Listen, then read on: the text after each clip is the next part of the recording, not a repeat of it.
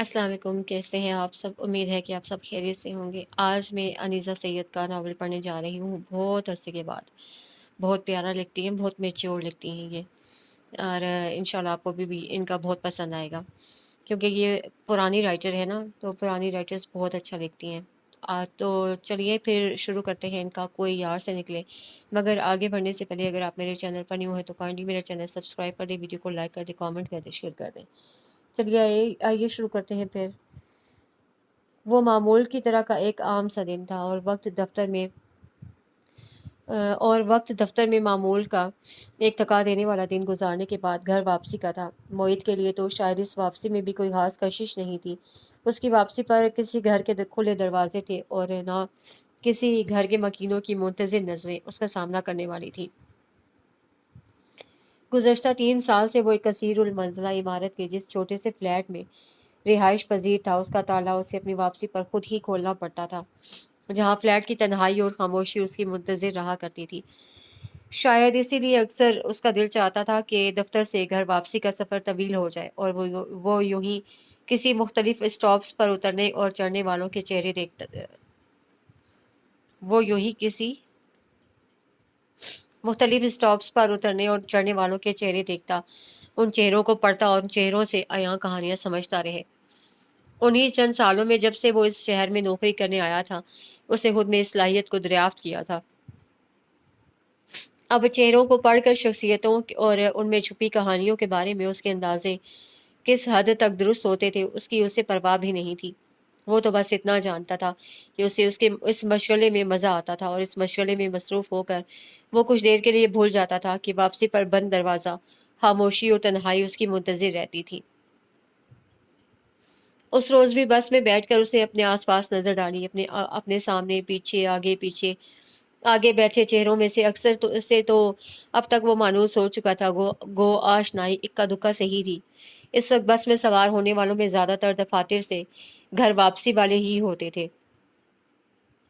Back वक्त अपने laptop, bags और लंच बॉक्सेस के फीते संभालते, उन्हें पुश्त और कंधों पर लटकाने की जद्दोजहद में मसरूफ़ बस में सवार होते लोग, उनमें से अक्सर के चेहरों पर थकावट और उकताहट के आसार झलकते थे। एक तवील थका देने वाले दिन के बाद जल्द से जल्द घर वापस पहुंच जाने की बेकरारी के आसार भी नुमायां होते थे।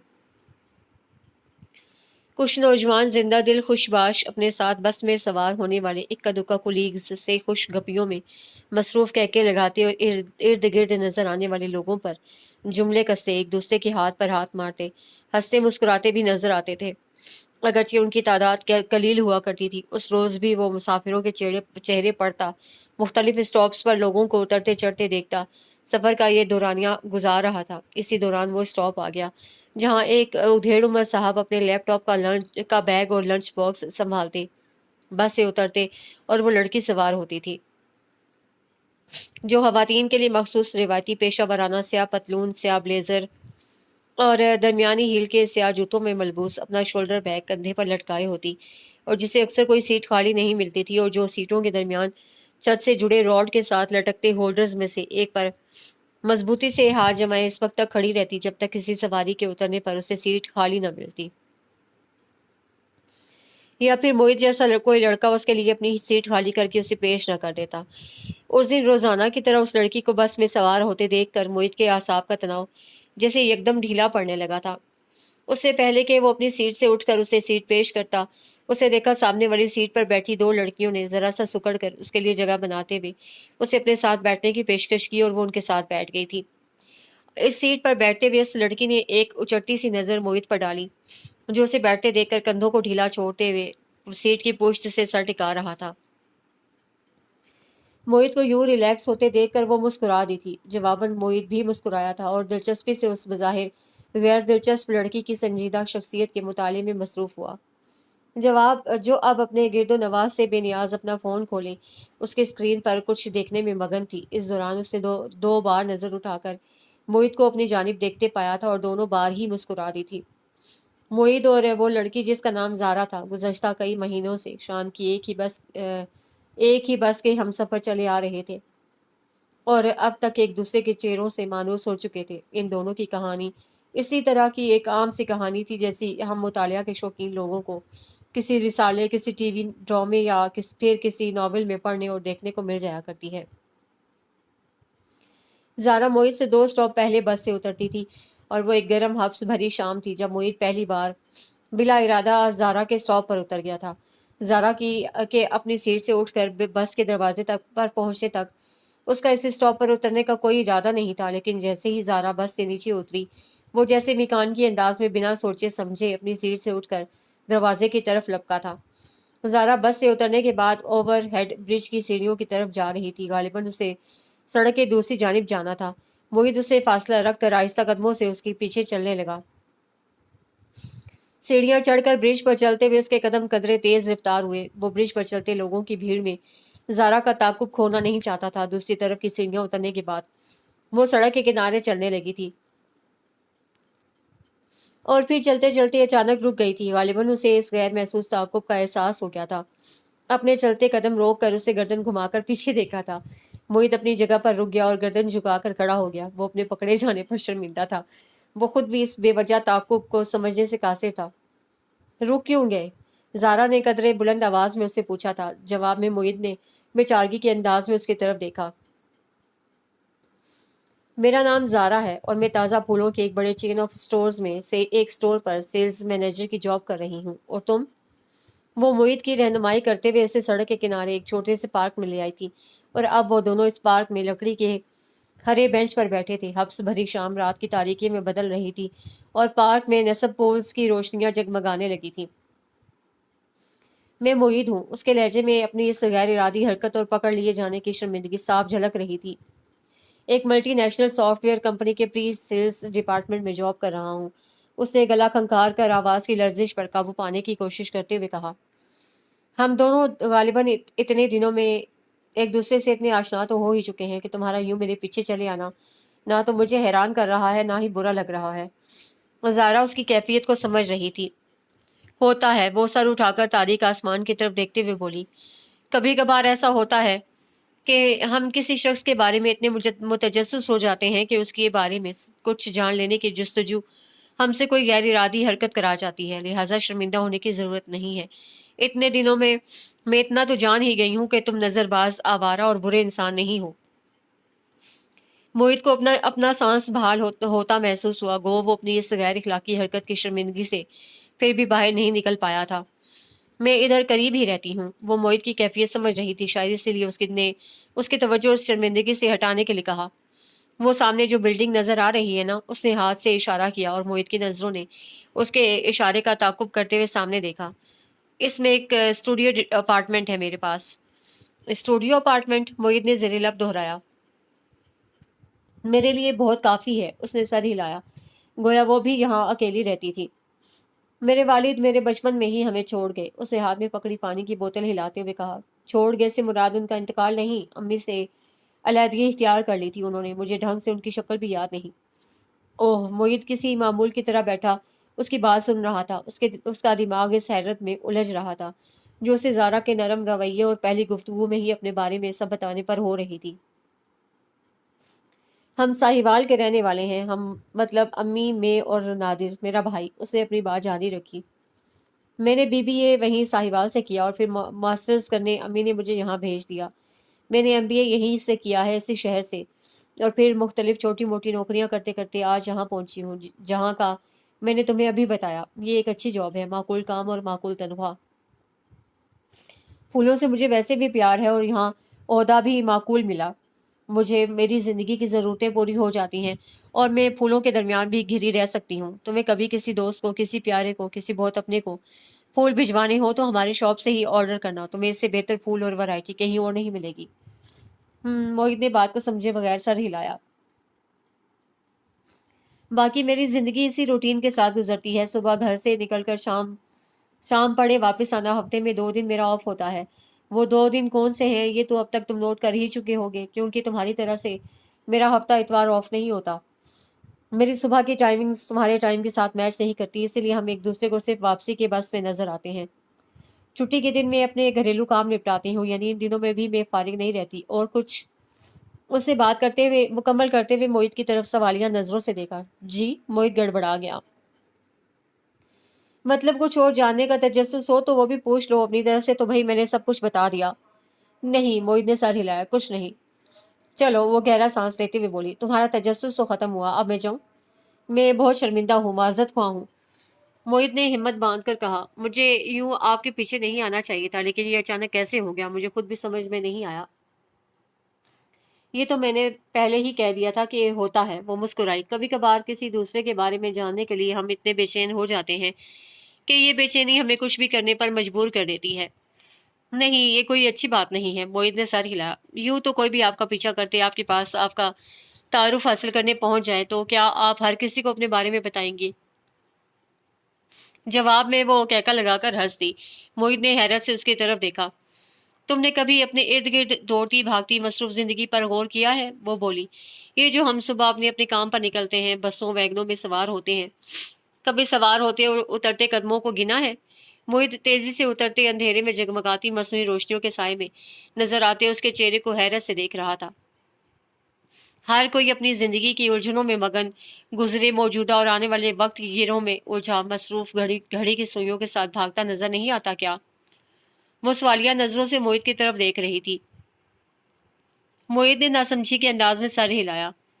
तो फिर भला ऐसी मसरूफ उलझी हुई जिंदगी में कितनों को इतनी फुर्सत होगी कि किसी अजनबी के बारे में जानने के लिए इस कदर बेचैन हो जाए कि गैर इरादी तौर पर उसका ताकुब करता उस तक पहुंच जाए। उसे अबरू चढ़ाकर सवालिया अंदाज में देखा।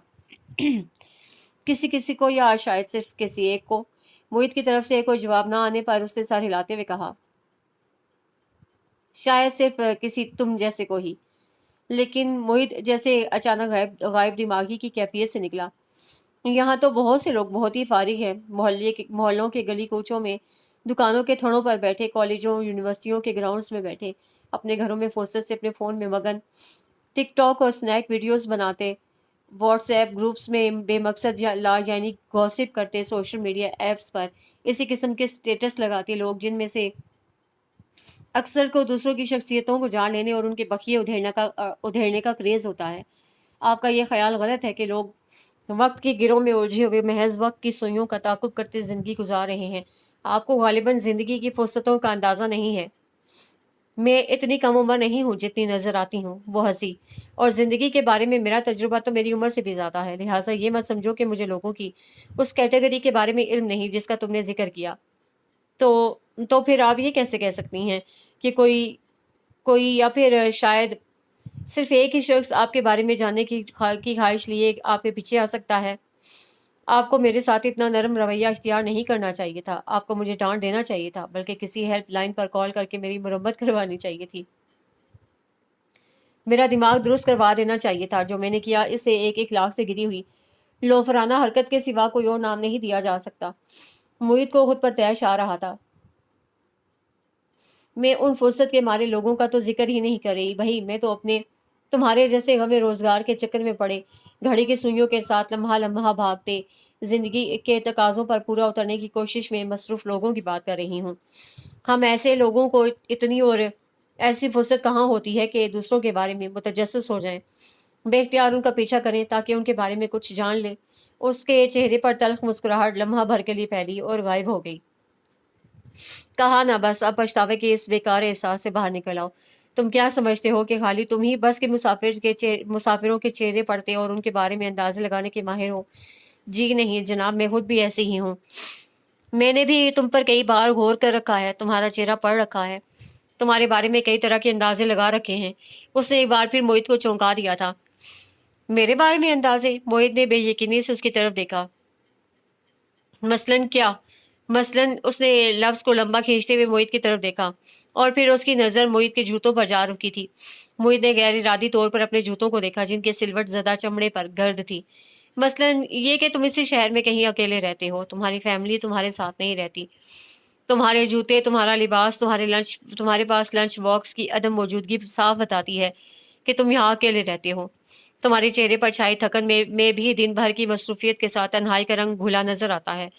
जूं जूं बस मुख्तलिफ स्टॉप्स पर रुकती चलती अपने आखिरी स्टॉप की तरफ बढ़ती है, तुम्हारी आंखों में एक ख्वाहिश का एहसास उतरने लगता है, जैसे तुम चाह रहे हो कि ये सफ़र ख़त्म ना हो, मज़ीद तवील हो जाए। मोहित अपने बारे में इस कदर दुरुस्त अंदाजे पर शुशदर रह गया था। मैं नहीं जानती कि मेरे स्टॉप के बाद तुम्हारा स्टॉप कब आता है, अगरचे उसके बाद बस के रूट मैप के मुताबिक 2 या फिर 3 ही स्टॉप बाकी रह जाते हैं। रोजाना के सफर में बस के स्टॉप्स की तफसील अजबर हो जाने के बावजूद तुम आने वाले स्टॉप की अनाउंसमेंट पर चौंक कर रूट मैप की तरफ आस भरी नजरों से यूं देख रहे होते हो जैसे जादू की कोई छड़ी इस रूट में मजीद स्टॉप नंबर बढ़ा देगी और सफ़र मज़ीद तवील हो जाएगा। शाम के इस पहर जल्द अज जल्द घर पहुंच जाने के मुतमनी हजूम में वापसी का सफ़र तवील हो जाने की ख्वाहिश वही इंसान कर सकता है जो तन्हा हो, जिसे वापसी पर घर का दरवाज़ा बंद नजर आने वाला हो, जिसे घर में खुशामदीद कहने वाला कोई ना हो। इतना मोहित के मुंह से हैरत भरी आवाज़ निकली। इतना दुरुस्त अंदाज़ा, आपने मुझे हैरान कर दिया, जबकि आप तो अपना स्टॉप आने तक अपने फ़ोन में मसरूफ़ रहती हैं। शायद ही कभी नज़र उठाकर अपने इर्द गिर्द देखती होंगी। टिकटिकी बांध कर किसी को देखते रहने वालों का अलमिया ये होता है कि वो अगले इंसान के अंदर लगे कुदरती सेंसर्स को महसूस नहीं कर पाता। वो हंस दी। जितना तुम मुझे समझती हो, मैं उतनी भी बेनियाज और आदम आदम बेजार नहीं हूँ कि अपने इर्द गिर्द पर जरा सी नजर भी ना डालूं। खैर, उसे सर झटकते हुए मोहित की तरफ देखा। अब बात इतना तूल पकड़ ही गई है तो बताओ, क्यों हो तुम इतने तन्हा? अपनी तरफ की कहानी भी सुना ही डालो आप। उसने पूछा था और मोहित ने अपने बारे में सब बता दिया था। उस शाम अगरचे घर वापस पहुंचने के लिए एक मुख्तलिफ बस पड़ी थी और घर पहुंचते पहुंचते रात भी काफ़ी हो चुकी थी, लेकिन उस शाम उस कसीरुल मंजिला इमारत की चौथी मंजिल पर वाक़ अपने किराए के छोटे से फ्लैट के दरवाजे का ताला खोल कर अंदर दाखिल होते हुए वो अंधेरा, तन्हाई और हफ्स भरी खामोशी रोज़ की तरह उस पर गिरा नहीं गुजर रही थी। उसका मिजाज अच्छा और खुशगवार हो गया था और वो खुद को एक बदला हुआ इंसान महसूस कर रहा था, एक ऐसा इंसान जिसे अचानक कोई हम जुबान मिल गया हो।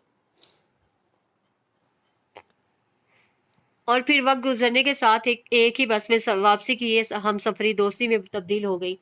एक दूसरे के दोस्त बन जाने की बुनियादी वजह दोनों के मिलते जुलते हालात थे। जरा का इकलौता भाई नादिर 5 साल पहले एक हादसे का शिकार हो गया था और उसके बाद उसकी अम्मी, जिन्होंने शोहर की बेवफाई के बाद अपने उन दोनों बच्चों को तनहा पाला था, जो इन दोनों के लिए ऊंचे ख्वाब देखती उम्र गुजार रही थी, जवान बेटे की ये दायमी जुदाई बर्दाश्त न कर पाई थी और चंद महीने के अंदर अंदर ही खत्म हो गई थी। भाई और माँ की जिंदगी में ज़ारा इसी शहर में पढ़ाई कर रही थी। दोनों के दुनिया से चले जाने के बाद उसे साहिवाल में अपना घर बेचा और वो अपार्टमेंट खरीद लिया जिसमें अब वो रह रही थी। तालीम मुकम्मल करने के साथ वो जुज़ वक्ती नौकरी भी करती रही। डिग्री हाथ में आ जाने के बाद वो मुख्तलिफ कंपनियों के लिए छोटी मोटी नौकरियां करने के बाद इस स्टोर की सेल्स मैनेजर की जॉब तक पहुंची थी, जहां उसके बकौल उसे माकूल तनख्वाह मिल जाती थी और उसका गुजारा ठीक ठाक हो जाता था।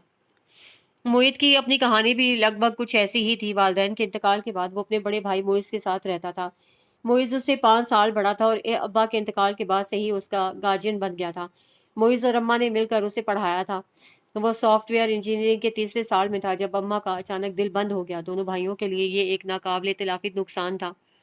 अम्मा अपनी जिंदगी में ही मोइज का निकाह सामिया से कर चुकी थी, जो उनके पड़ोसी हाजी साहब की बेटी थी। अम्मा के चले जाने के बाद दोनों भाइयों को घर संभालने और नौकरी नौकरी पढ़ाई का तवाज़ुन रखने में मुश्किल आने लगी, तो हाजी साहब ने सादगी से सामिया को मोइज के साथ रुखसत करके उनके घर भेज दिया। इस रुखसती के साथ ही मोइज की ज़िंदगी का वो दौर शुरू हुआ जिसने उसे तालीम मुकम्मल होने से पहले पहले ही अपने पैरों पर खड़ा हो जाने पर मजबूर कर दिया।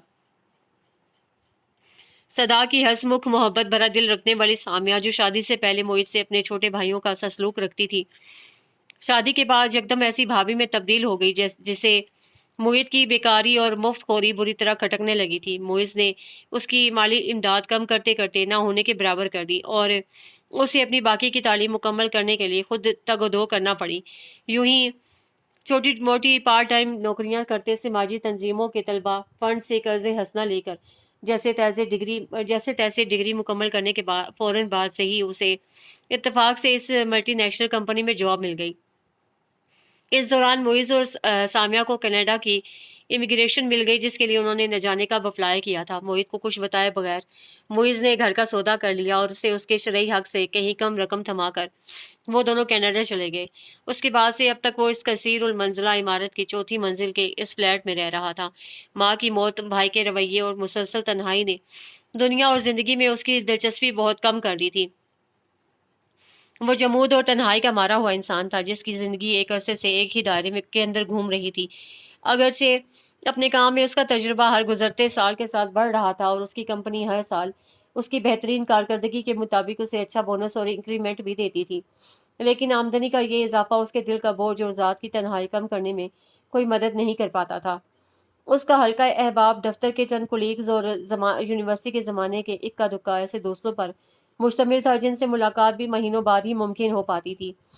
وہ زندہ دلوں کا کے شہر کا باسی تھا جہاں رات میں روشنیاں جگمگاتی تھیں اور دن کی اجالوں پر سال کے 12 مہینوں میں بہار کا راج رہتا تھا، لیکن وہ اکیلا تھا اور اپنے اندر کی تنہائی کسی سے بانٹ لینے سے قاصر تھا۔ اسے کبھی کوئی ایسا ہم زبان نہیں ملا تھا جو اس کی رات کے درد کو سمجھ سکے۔ شاید اس لیے وہ زندگی کی اس روٹین کو اپنا مقدر جان کر اسی میں سمٹ کر رہ گیا تھا، اور شاید ہمیشہ یوں ہی تنہا خوشیوں سے آری زندگی گزارے چلا جاتا جو اگر اس شام بلا ارادہ اس بس کی ہم سفر لڑکی کے پیچھے نہ چل پڑتا، اور اگر جو وہ لڑکی اتنے روشن دل و دماغ کی مالک نہ ہوتی جو اپنا پیچھا کیے جانے پر ناراض ہونے کے بجائے اس کی طرف دوستی کا ہاتھ نہ بڑھا دیتی۔ تمہارے اور میرے حالات میں تو 19-20 کا فرق ہوگا، لیکن زندگی کے بارے میں اپروچ میں زمین آسمان کا فرق ہے۔ اس شام زارا نے موہت کو کافی کی دعوت دی تھی اور وہیں بیٹھے باتوں کے دوران اس نے موہت کو بتایا تھا، تم حالات کی مار کھا کر زندگی سے دور ہو گئے، لیکن میں نے اس کی الٹ اپروچ اپنا لی۔ تم نے خود سے زیادتی کرنے والوں کی ضد میں ان سے بدلہ لینے کے بجائے یا ان کے سامنے ڈٹ جانے کے بجائے خود کو انتقام کا نشانہ بنا لیا۔ خود اپنی ہی زندگی کی چھوٹی چھوٹی خوشیوں، لطیف احساسات اور خوبصورتیوں سے لطف اندوز ہونے کی راہ میں رکاوٹ بن گئے۔ بھلا یوں بھی کوئی کرتا ہے؟ شاید وہ ٹھیک ہی کہہ رہی تھی۔ موہت نے اس کی بات سنتے ہوئے اسے اپنے سامنے نظر آتے منظر پر نظر ڈالی۔ وہ شہر کا مصروف ترین علاقہ تھا جو اپنے ریسٹورنٹس، کیفے، مالز اور شاپنگ اسپاٹس کے لیے مشہور تھا۔ شام کے ان لمحات میں یہاں لوگوں کی بھیڑ تھی، اتنی کہ اکثر کو پارکنگ میں گاڑی کھڑی کرنے کی جگہ نہیں مل پا رہی تھی۔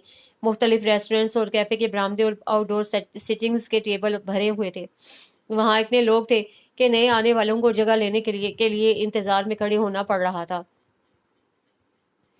وہ ہفتے کا ایک عام سا دن تھا، جبکہ ویکینڈز پر اسے کہیں زیادہ لوگ ادھر کا رخ کرتے تھے۔ یہی علاقہ کیا اس شہر کے تقریباً ہر علاقے میں ہی زندہ دل باسی یوں ہی سڑکوں، گلیوں اور کوچوں میں زندگی کے رنگ بکھیرے رکھتے تھے، اور خود وہ ان سب لوگوں کے برعکس گہری ہوتی شام میں گھر واپسی پر بس کے آخری سٹاپ کی موٹر سائیکل سٹینڈ میں کھڑی اپنی موٹر سائیکل کو کک مارتے ہوئے سوچتا تھا کہ کیا اسے اتنی بھوک لگ رہی ہے کہ کسی ڈھابے یا تندور پر جا کر سالن کی پلیٹ اور روٹی کا آرڈر کیا جائے، اور اکثر اسے ایسا ہی لگتا کہ دوپہر میں آفس بوائے سے جو کھانا منگوا کر اسے کھایا تھا وہ کافی تھا، رات گزر ہی جائے گی۔ اسی لیے موٹر سائیکل کثیر المنزلہ عمارت کے احاطے میں کھڑی کر کے وہ اپنے فلیٹ میں پہنچ جانے کے بعد بمشکل کپڑے بدلتا، منہ ہاتھ دھوتا اور بستر سیدھا کر کے لیٹ جاتا۔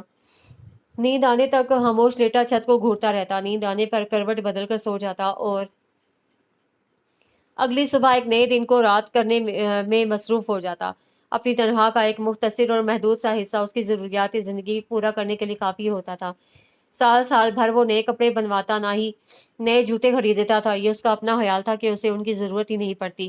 فلیٹ کا کرایہ، 2 وقت کے کھانے، دھوبی، نائی، بجلی گیس کے بل بھرنے کے بعد اس کے اکاؤنٹ میں ہر ماہ اتنی رقم بچ رہتی تھی جو اگلے کئی مہینوں کے لیے کافی ہوتی۔ بونس اور انکریمنٹ کی رقم اور ہر مہینے کی بچت اس کے اکاؤنٹ کا بیلنس بڑھائے چلی جا رہی تھی، لیکن وہ اسے بے نیاز ایک محدود، مخصوص، خشک، بے رنگ زندگی گزارے چلا جا رہا تھا۔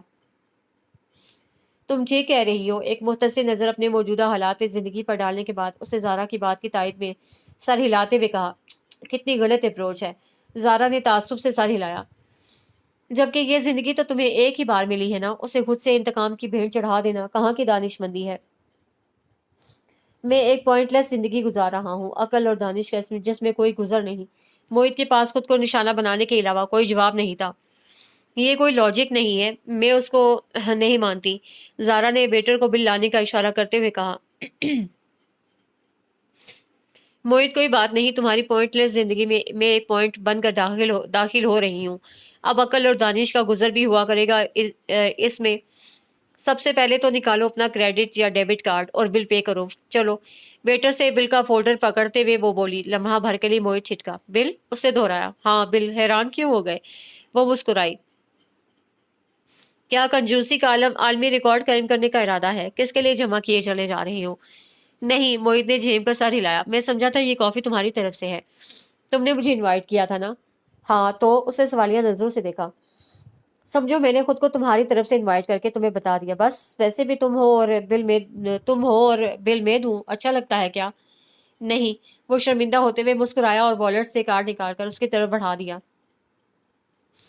और फिर उस शाम उसका ये कार्ड ज़ारा ने ही इस्तेमाल किया था। मोहित के लिए नए कपड़े, जूते, परफ्यूम और ज़रूरत की दूसरी चीज़ें खरीदने के लिए मुख्तलिफ शॉपिंग मॉल में ले गई। मशहूर ब्रांड्स की महंगी मसनूआत उसने उसके लिए खरीदी और आखिर में उसी कार्ड के जरिए अदायगी करके एक मशहूर रेस्टोरेंट से उसे बहुत अच्छा डिनर भी उसी ने कराया। और ज़ारा को अपने लिए ये सब करते देखकर मोहित को अपने जहन, आसाब और जिस्म पर हमा वक्त छाया तनाव ढीला पड़ता महसूस हो रहा था। अरसे बाद उसे ऐसा लग रहा था जैसे कोई था जो उसके लिए सोच रहा था, जो उसकी ज़ात को अहमियत दे रहा था, जो उसे मायूसी की तारीकी से रोशनी की तरफ ले जाने के लिए उसका हाथ पकड़ रहा था। दूसरा हट के इस एहसास से नायाब और कीमती कोई दूसरा एहसास नहीं हो सकता था। तब्दीली अगर ज़ारा की वजह से मोहित की ज़िंदगी में आई थी, तो दूसरी तरफ ज़ारा की ज़िंदगी भी मोहित की दोस्ती की वजह से बदलने लगी थी। अगरचे ज़ारा दोस्तों के मामले में पहले भी मोहित की तरह बिल्कुल फारिग नहीं थी, लेकिन उसकी दोस्ती ऐसे ही लोगों से थी जिनके सामने अपना भरम बनाए रखना, अपने असल चेहरे पर एक ऐसा चेहरा सजाए रखना पड़ता था जो आप सिर्फ दुनिया वालों के लिए सजाए रखते हैं। वो स्टूडियो अपार्टमेंट जो उसने अपना साहिवाल वाला घर बेचकर खरीदा था, दिन के इख्तिताम पर उसकी असल जगह पनाह बन जाता था। उस अपार्टमेंट में उसने अपने लिए हर वो सहूलत इकट्ठी कर रखी थी जो एक अकेले इंसान की जिंदगी आसान बनाए रखने के लिए काफी होती है। वो अपनी जिंदगी से अगरचे मोहित की तरह नाखुश नहीं थी, लेकिन इस तरह खुश भी नहीं थी जितना उसे होना चाहिए था। मोहित ने अगर अपनों की बेवफाई की वजह से जुदाई का दुख उठाया था, तो वो दो कीमती तरीन रिश्तों की दायमी जुदाई का शिकार हुई थी। साहिवाल वाला घर बेचने की पादाश में बचे कुचे रिश्ते भी जो इस घर पर नजर लगाए बैठे थे छूट गए थे। वो भी तन्हा उन अजियतों से गुजर कर यहाँ पहुंची थी, लेकिन वो इस जिंदगी से मायूस नहीं थी। वो अल्लाह की देन और उसकी तकसीर पर यकीन रखने वालों में से थी। उसे जिंदगी से, जिंदगी के रंगों से मोहब्बत थी और उसका दिल कहता था कि कभी ना कहीं कोई ऐसा उसे जरूर टकराएगा जो उसके असल चेहरे से आशना होगा, जिसके सामने उसे अपना भरम नहीं रखना पड़ेगा, जो मुखलिस कानों के साथ उसकी उसकी सुनेगा और खुलूस की नज़र से उसे देखेगा। मोहित की शक्ल में उसे वो शख्स मिल गया था और अब वो काम से वापसी पर बस के सफ़र की मुंतज़िर रहने लगी थी। इस सफ़र में जहाँ अब वो मोहित के सामने वाली नहीं, साथ वाली सीट पर बैठती थी, जहाँ वो एक दूसरे को दिन भर की रुईदात सुनाते थे, अपने अपने काम की जगहों के मसाइल पर एक दूसरे से तबादला ख्याल करते और एक दूसरे को मशवरे दिया करते थे। इसी सफर में वो मोहित को बताया करती थी कि एक घर वापस लौटने पर उसको कहाँ से कौन सा खाना मंगवा कर खाना है और डिलीवरी बॉय को कितनी टिप देनी है, उसे अगले रोज कौन से कपड़े और जूते पहनकर दफ्तर जाना चाहिए और दफ्तर जाने से पहले क्या नाश्ता करना चाहिए। वो मोहित को जिंदगी को एक अच्छी तरतीब से गुजारने के तरीके भी बताती थी। मोहित ने उसे अपने फ्लैट के दोनों कमरों और ओपन किचन की तस्वीरें दिखाई थी। एक ऐसा किचन जो शायद ही कभी इस्तेमाल हुआ हो। इस किचन और कमरों में किन चीज़ों की ज़रूरत थी और वो कहाँ से मिल सकती थी, ये भी ज़ारा ने ही मोहित को बताया था। ऑनलाइन शॉपिंग कहाँ से और कैसे बेहतर हो सकती है, ये भी ज़ारा ही के मशवरे थे। इधर मोहित ने भी ज़ारा के शौक और दिलचस्पियों में दिलचस्पी लेना शुरू कर दी थी। एक बार वो इस फ्लोरेस्ट ब्रांच में भी हो आया था जहाँ ज़ारा काम करती थी। ज़ारा अपनी ब्रांच को मज़ीद कैसे बेहतर कर सकती थी, मोहित अपनी समझ के मुताबिक उसे गाइड करने की कोशिश करने लगा। यूं चंद ही महीनों में दोनों ने एक दूसरे की ज़िंदगी को जैसे बदल कर रख दिया था। दोनों एक दूसरे के दम साज और हमराज बन चुके थे और इसी बस के मुस्तकिल मुसाफिरों की अक्सरियत को शायद अंदाज़ा भी ना हो पाया था कि इस एक सफ़र ने दोनों को एक दूसरे के किस कदर करीब कर दिया था। ये और बात के दोनों ही इस सीधी सादी मासूमाना लेकिन खुशगवार दोस्ती की हदूद से अच्छी तरह वाकिफ थे और जिन्हें फलांगने की कोशिश उन्होंने कभी नहीं की थी। और फिर एक रात मोहित ही को ये ख्याल आया था कि दुनिया में वो दोनों अपनी अपनी जगह पर अभी अभी भी तन्हा क्यों थे। क्या 15 से 20 मिनट की वो हम सफरी कभी कभार कहीं बाहर इकट्ठे आउटिंग के लिए जाना, शहर में मुनक्किद होने वाली मुख्तलिफ किस्म की नुमाइशें, थिएटर के ड्रामे देख लेना, किसी कैफे या ढाबे पर इकट्ठे बैठकर एक वक्त का खाना खा लेना या चाय कॉफ़ी पी लेना ही जिंदगी के लिए बहुत था। क्या जिंदगी के कुछ फितरी तकाजे ऐसे नहीं थे जिनकी तकमील होना बाकी था? وہ مکان جن کے دونوں اپنی اپنی جگہ پر مکین تھے اب تک گھر نہ بن پائے تھے۔ ایک دوسرے کی زندگی میں ہونے کے احساس کے باوجود وہ دونوں تنہا تھے۔ اس سے ایک خیال نے اسے چونکا دیا تھا اور اسی رات اس نے اپنے دل کو اچھی طرح ٹٹولا تھا۔ اسے سوال کیا تھا وہ کیا چاہتا تھا، ہمیشہ کے لیے کسی کا بن کر رہنا یا پھر تو یوں ہی تنہا زندگی جیے جانا۔ اس کے دل نے اس کے سوال کا تسلی سے جواب دیا تھا اور وہ ایک عہد کرنے کے بعد اس رات پرسکون نیند سویا تھا۔ وہ اسی فلورسٹ کمپنی کے ایک برانچ کی مہنگی ترین باسکٹ تھی جو قیمتی امپورٹڈ تازہ پھولوں سے سجی ہوئی تھی۔ ان پھولوں کی ترتیب ماہر ہاتھوں کا نتیجہ تھی اور بہت خوبصورت تھی۔ زارا نے ان پھولوں پر اپنا چہرہ رکھتے ہوئے ان کی نرمی کو محسوس کیا اور آنکھیں موند لی۔ وہ اس ایک نئے احساس میں چند لمحے گزارنا چاہتی تھی۔ موہت نے ان پھولوں اور ننھے سولیٹیئر ہیروں سے سجی انگوٹھی کے ساتھ ہمیشہ کے لیے اپنی زندگی کے ساتھی بن جانے کی درخواست کی تھی۔ اس نے پھولوں کے ساتھ جڑے چہرے اور مندی آنکھوں کے ساتھ اپنے دل کو ٹٹولا تھا۔ کیا وہ اپنی اور موہت کی دوستی کو یہ نیا موڑ دینے کی خواہش رکھتی تھی؟ اس کے دل نے فوری طور پر اسے کوئی جواب نہیں دیا تھا۔ اس رات گھر واپس پہنچنے کے بعد اسے تنہا بیٹھ کر خود سے ہی یہی سوال دہرایا۔ اس روز سے چند مہینے پہلے تک تو شاید ایسا سوچ بھی نہیں سکتی تھی۔ اس کی نظروں کے سامنے چند مہینے پہلے والے موہت کا سراپا گھوم گیا تھا۔ شکن آلود کپڑے اور بغیر پالش کے پرانے جوتے پہنے، چہرے پر جہاں بھر کی بیزاری سجائے بیٹھا، وہ شخص جو دوسروں کے چہروں سے ان کی شخصیت اور زندگی کے متعلق قیافے لگانے میں تو مصروف رہتا تھا، لیکن جس کی نظر خود اپنے آپ پر شاید کبھی نہیں پڑی تھی، وہ خود سے بیگانہ اور بے نیاز شخص جسے چند مہینے کی دوسراہٹ نے بدل کر رکھ دیا تھا۔ کیا اب وہ ویسا ہی نظر نہیں آتا تھا جیسا زارا اسے دیکھنا چاہتی تھی؟ کیا غیر محسوس طریقے سے وہ سرتپا ویسا ہی نہیں بن چکا تھا جیسا زارا اسے اپنا بنانا چاہتی تھی؟ کیا وہ خود یوں ہی تنہا زندگی گزارے چلے جانا چاہتی تھی؟ اگر موہت نہیں تو پھر وہ کون تھا جس کا اسے انتظار تھا؟ اس نے ایک بار پھر ان پھولوں کے نرم رنگوں پر نظر دوڑائی اور انگوٹھی کی ڈبیا کھول کر انگوٹھی نکال کر انگلی میں پہن لی۔ اس کے دل نے اسے جواب دے دیا تھا۔ ہر لڑکی کے دل کی طرح اس کا دل بھی زندگی کا ایک وفادار پرخلوص محبت کرنے والے ساتھی کی خواہش رکھتا تھا۔ اسے بھی چاہنا اور چاہے جانا اچھا لگتا تھا، اسے بھی مکان کو گھر بنانا تھا، اور ان ساری خواہشات کی تکمیل کے لیے زندگی بھر کا ہم سفر بننے کی درخواست لیے اگر بس کے مختصر سفر کا ہم سفر اس کے در پر آ ہی پہنچا تھا تو وہ اس کی اس درخواست کو رد نہیں کر سکتی تھی۔ اور پھر وہ دونوں ایک ہو گئے، الگ الگ دو مکانوں کو ایک گھر کرنے کے لیے ان دونوں نے شادی کر لی۔ ان کی شادی میں ان کے چند دوستوں نے شرکت کی، ان کی خوشی کو ان کے ساتھ منایا اور پھر زندگی کا نیا سفر شروع ہو گیا۔ زارا کا اسٹوڈیو اپارٹمنٹ بیچ کر، موہت کی بچت ڈال کر انہوں نے ایک نسبتاً بڑا اپارٹمنٹ خرید لیا، قسطوں پر گاڑی بھی خرید لی اور بس کا سفر چھوٹ گیا۔ بس کے اس سفر کا کردار شاید ان دونوں کو ایک دوسرے سے ملانے کے لیے ہی تھا۔ اب وہ پہلے سے بہتر اور خوشگوار زندگی جی رہے تھے۔ دونوں زندگی کی تلخیوں اور لوگوں کے رویوں کی کڑواہٹ سہ چکے تھے، اسی لیے ایک دوسرے کے وفادار، ایک دوسرے سے انتہائی مخلص تھے، ایک دوسرے کی خوشی اور سکون کے لیے ہر جتن کرتے نہ تھکتے تھے۔ آسودگی اور سکون کے یہ دن آنے کے بعد دونوں کو اپنے اپنے وہ شوق اور خواہشات یاد آنے لگے تھے جن کو پورا کرنے کے کبھی انہوں نے خواب دیکھے تھے۔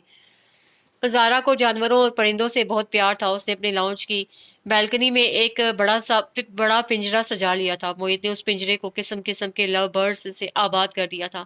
زارا کے لیے ایک میامی بلی وہ اپنے آفس کے ایک ساتھی سے مہنگے داموں خرید لایا تھا۔ زارا کو گھر سجانے اور سنوارنے کا جنون کی حد تک شوق تھا۔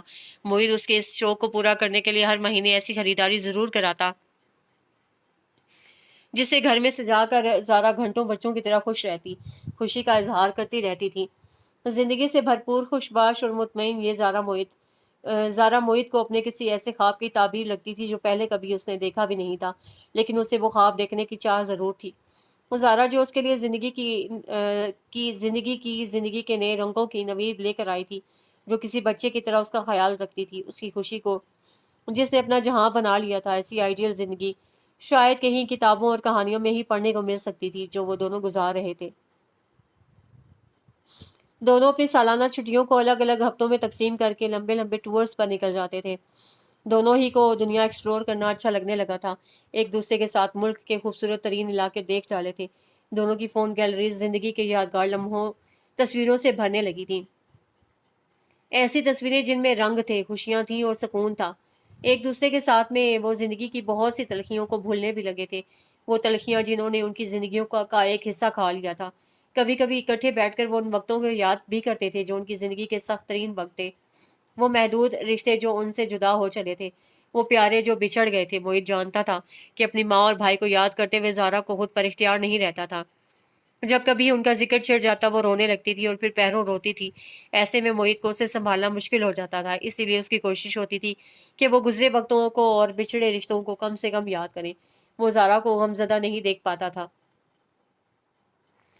وہ اپنی زندگی کے اس خوشگوار ترین پرسکون دور میں ہمیشہ جیتے رہنا چاہتا تھا۔ اس کی اس کوشش کے نتیجے میں گزرے وقت کی باتیں کرنے میں طویل وقفے آنے لگے تھے۔ دونوں اپنے ماضی کو یکسر بھلا کر آگے بڑھنے کا عہد کرنے لگے تھے۔ مگر وہ ایک مختلف دن تھا۔ زارا ان دنوں امید سے تھی اور اس اتنی بڑی خوشی ملنے کے احساس نے دونوں میں جیسے نئی توانائی بھر دی تھی۔ وہ اس خوشی کے جھولے میں جھولنے لگے کے دن تھے جب زارا کے آف ڈے پر موہت بھی دفتر سے آدھی چھٹی لے کر گھر آیا تھا۔ ان دنوں وہ اپنی ہمت سے زیادہ زارا کا خیال رکھنے لگا تھا۔ وہ آدھی چھٹی لے کر گھر پہنچ کر زارا کو سرپرائز دینا چاہتا تھا۔ اپارٹمنٹ کے داخلی دروازے کی ایک چابی ان دونوں کے پاس رہتی تھی، اسی لیے اسے گھر میں داخل ہونے کے لیے اطلاعی گھنٹی بھی بجانی نہیں پڑی تھی۔ وہ بے آواز قدموں سے چلتا گھر میں داخل ہوا تھا۔ زارا لاؤنج میں نہیں تھی۔ لاؤنج صاف ستھرا اور اپنی مخصوص ترتیب کے ساتھ اس کی نظروں کے سامنے موجود تھا۔ زارا کی بلی فیفی اپنے گدے پر آنکھیں موندے لیٹی تھی اور لاؤنج کی بیلکنی میں نصب پنجرے سے پرندوں کے چہچہانے کی آوازیں سنائی دے رہی تھی۔ دبے قدموں سے چلتا وہ اپنے بیڈ روم میں داخل ہوا۔ زارا وہیں نیچے فرش پر بیٹھی تھی، اس کے سامنے چند فوٹو البمز اور ڈائریاں کھلی رکھی تھی اور وہ خود بلند آواز میں رو رہی تھی۔ موہت کا دل گھبرا گیا، وہ تیزی سے زارا کی طرف بڑھا تھا۔ کیا ہوا زارا، سب خیر تو ہے نا؟ اس نے گھٹنے فرش پر ٹیکتے ہوئے زارا کی طرف جھکتے ہوئے کہا تھا۔ جواب میں وہ اس کی بے وقت آمد پر حیران ہوئے بغیر اسی طرح روتی رہی جیسے پہلے رو رہی تھی۔ کیا ہوا زارا، پلیز بتاؤ، میرا دل بند ہو رہا ہے تمہیں یوں روتے دیکھ کر۔ اس نے زارا کو کندھوں سے پکڑ کر جھنجھوڑا تھا اور پھر ایک سرسری نظر سامنے بکھرے فوٹو البمز اور ڈائریوں پر ڈالی تھی۔ آج نادر کی برسی ہے موہت، میرا بھائی جو 6 سال پہلے مجھ سے چھن گیا، زارا نے ہچکیاں لیتے ہوئے اسے بتایا تھا۔ اوہ، موہت کو اس کی تکلیف کا احساس ہوا، لیکن اس حالت میں وہ زارا کو یوں رنجیدہ اور غمزدہ دیکھنا بھی نہیں چاہتا تھا۔ خود کو سنبھالو پلیز زارا، یوں رونا تمہارے لیے اچھا نہیں ہے۔ اس نے اسے فرش سے اٹھانا چاہا۔ نہیں موہت، زارا نے اپنے کندھے اس کی گرفت سے چھڑاتے ہوئے کہا۔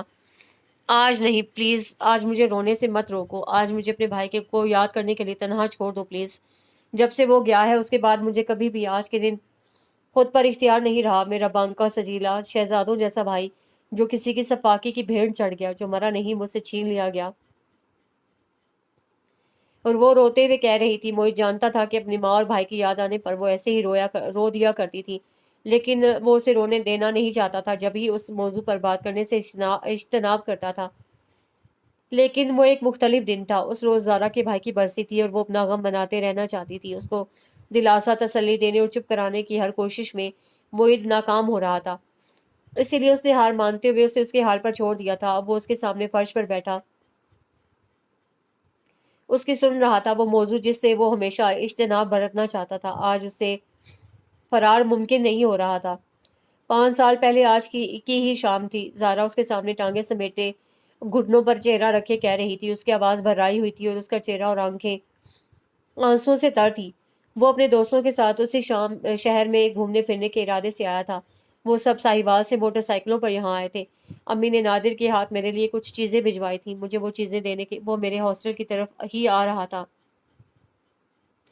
اس روز سارا دن ہی بہت تیز بارش ہوتی رہی تھی۔ درمیان میں بارش کچھ دیر کے لیے رکی تو وہ مجھ سے ملنے نکل آیا۔ اگلے روز اسے واپس ساہیوال جانا تھا۔ راستے میں بارش دوبارہ شروع ہو گئی۔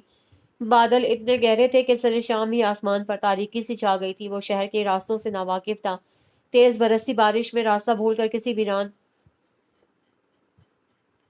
ویران اور غیر آباد راستے پر نکل گیا۔ وہیں اس کی موٹر سائیکل کسی گاڑی سے ٹکرا گئی اور وہ موٹر سائیکل سمیت سڑک سے پھسل کر نیچے ایک کھائی میں گر گیا۔ وہ اتنا زخمی نہیں تھا موہت کے مر جاتا، لیکن اس کو ٹکر مارنے والا ایسا پتھر دل تھا کہ اسے وہیں اس ویرانے میں زخمی چھوڑ کر بھاگ گیا۔ वो वीरान रास्ता था, उस खौफनाक बरसी बारिश में कौन था जो उस रास्ते पर आता और नादिर को यूं जख्मी पड़ा देखकर उसे अस्पताल पहुंचाता या किसी को इतला ही करता। मेरा भाई जख्मी हालत में वहां पड़ा तड़प तड़प कर ही मर गया और उसके तड़पते वजूद पर बारिश बरसती रही। उसका फ़ोन उसकी जेब से निकलकर उसे कहीं दूर जा गिरा था और वो इतना बेबस था कि खुद उठकर फ़ोन तक भी नहीं पहुंच पाया कि किसी को कॉल करके अपने साथ हुए हादसे की खबर ही कर दे। मैं उसका इंतज़ार करती बार बार उसे कॉल करती रही, न जाने वो किस बेबसी में मेरी कॉल की आवाज़ सुनता रहा होगा और मुझे बता भी नहीं ना पाया होगा कि उसके साथ क्या गुजरी। मेरा बस चले ना मोहित। फिर वो बुलंद आवाज में दांत पीसते हुए बोली, मेरा बस चले तो कहीं से नादिर की मोटरसाइकिल को टक्कर मारने वाले को कहीं से ढूंढ लाऊं और फिर उसका वो हशर करूं कि दुनिया याद करे। मेरी बड़ी ख्वाहिश है कि एक बार, सिर्फ एक बार, वो पत्थर दिल शख्स मुझे मिल जाए। मुझे उस अनदेखे शख्स से कितनी नफरत है मैं उसे बता सकूं।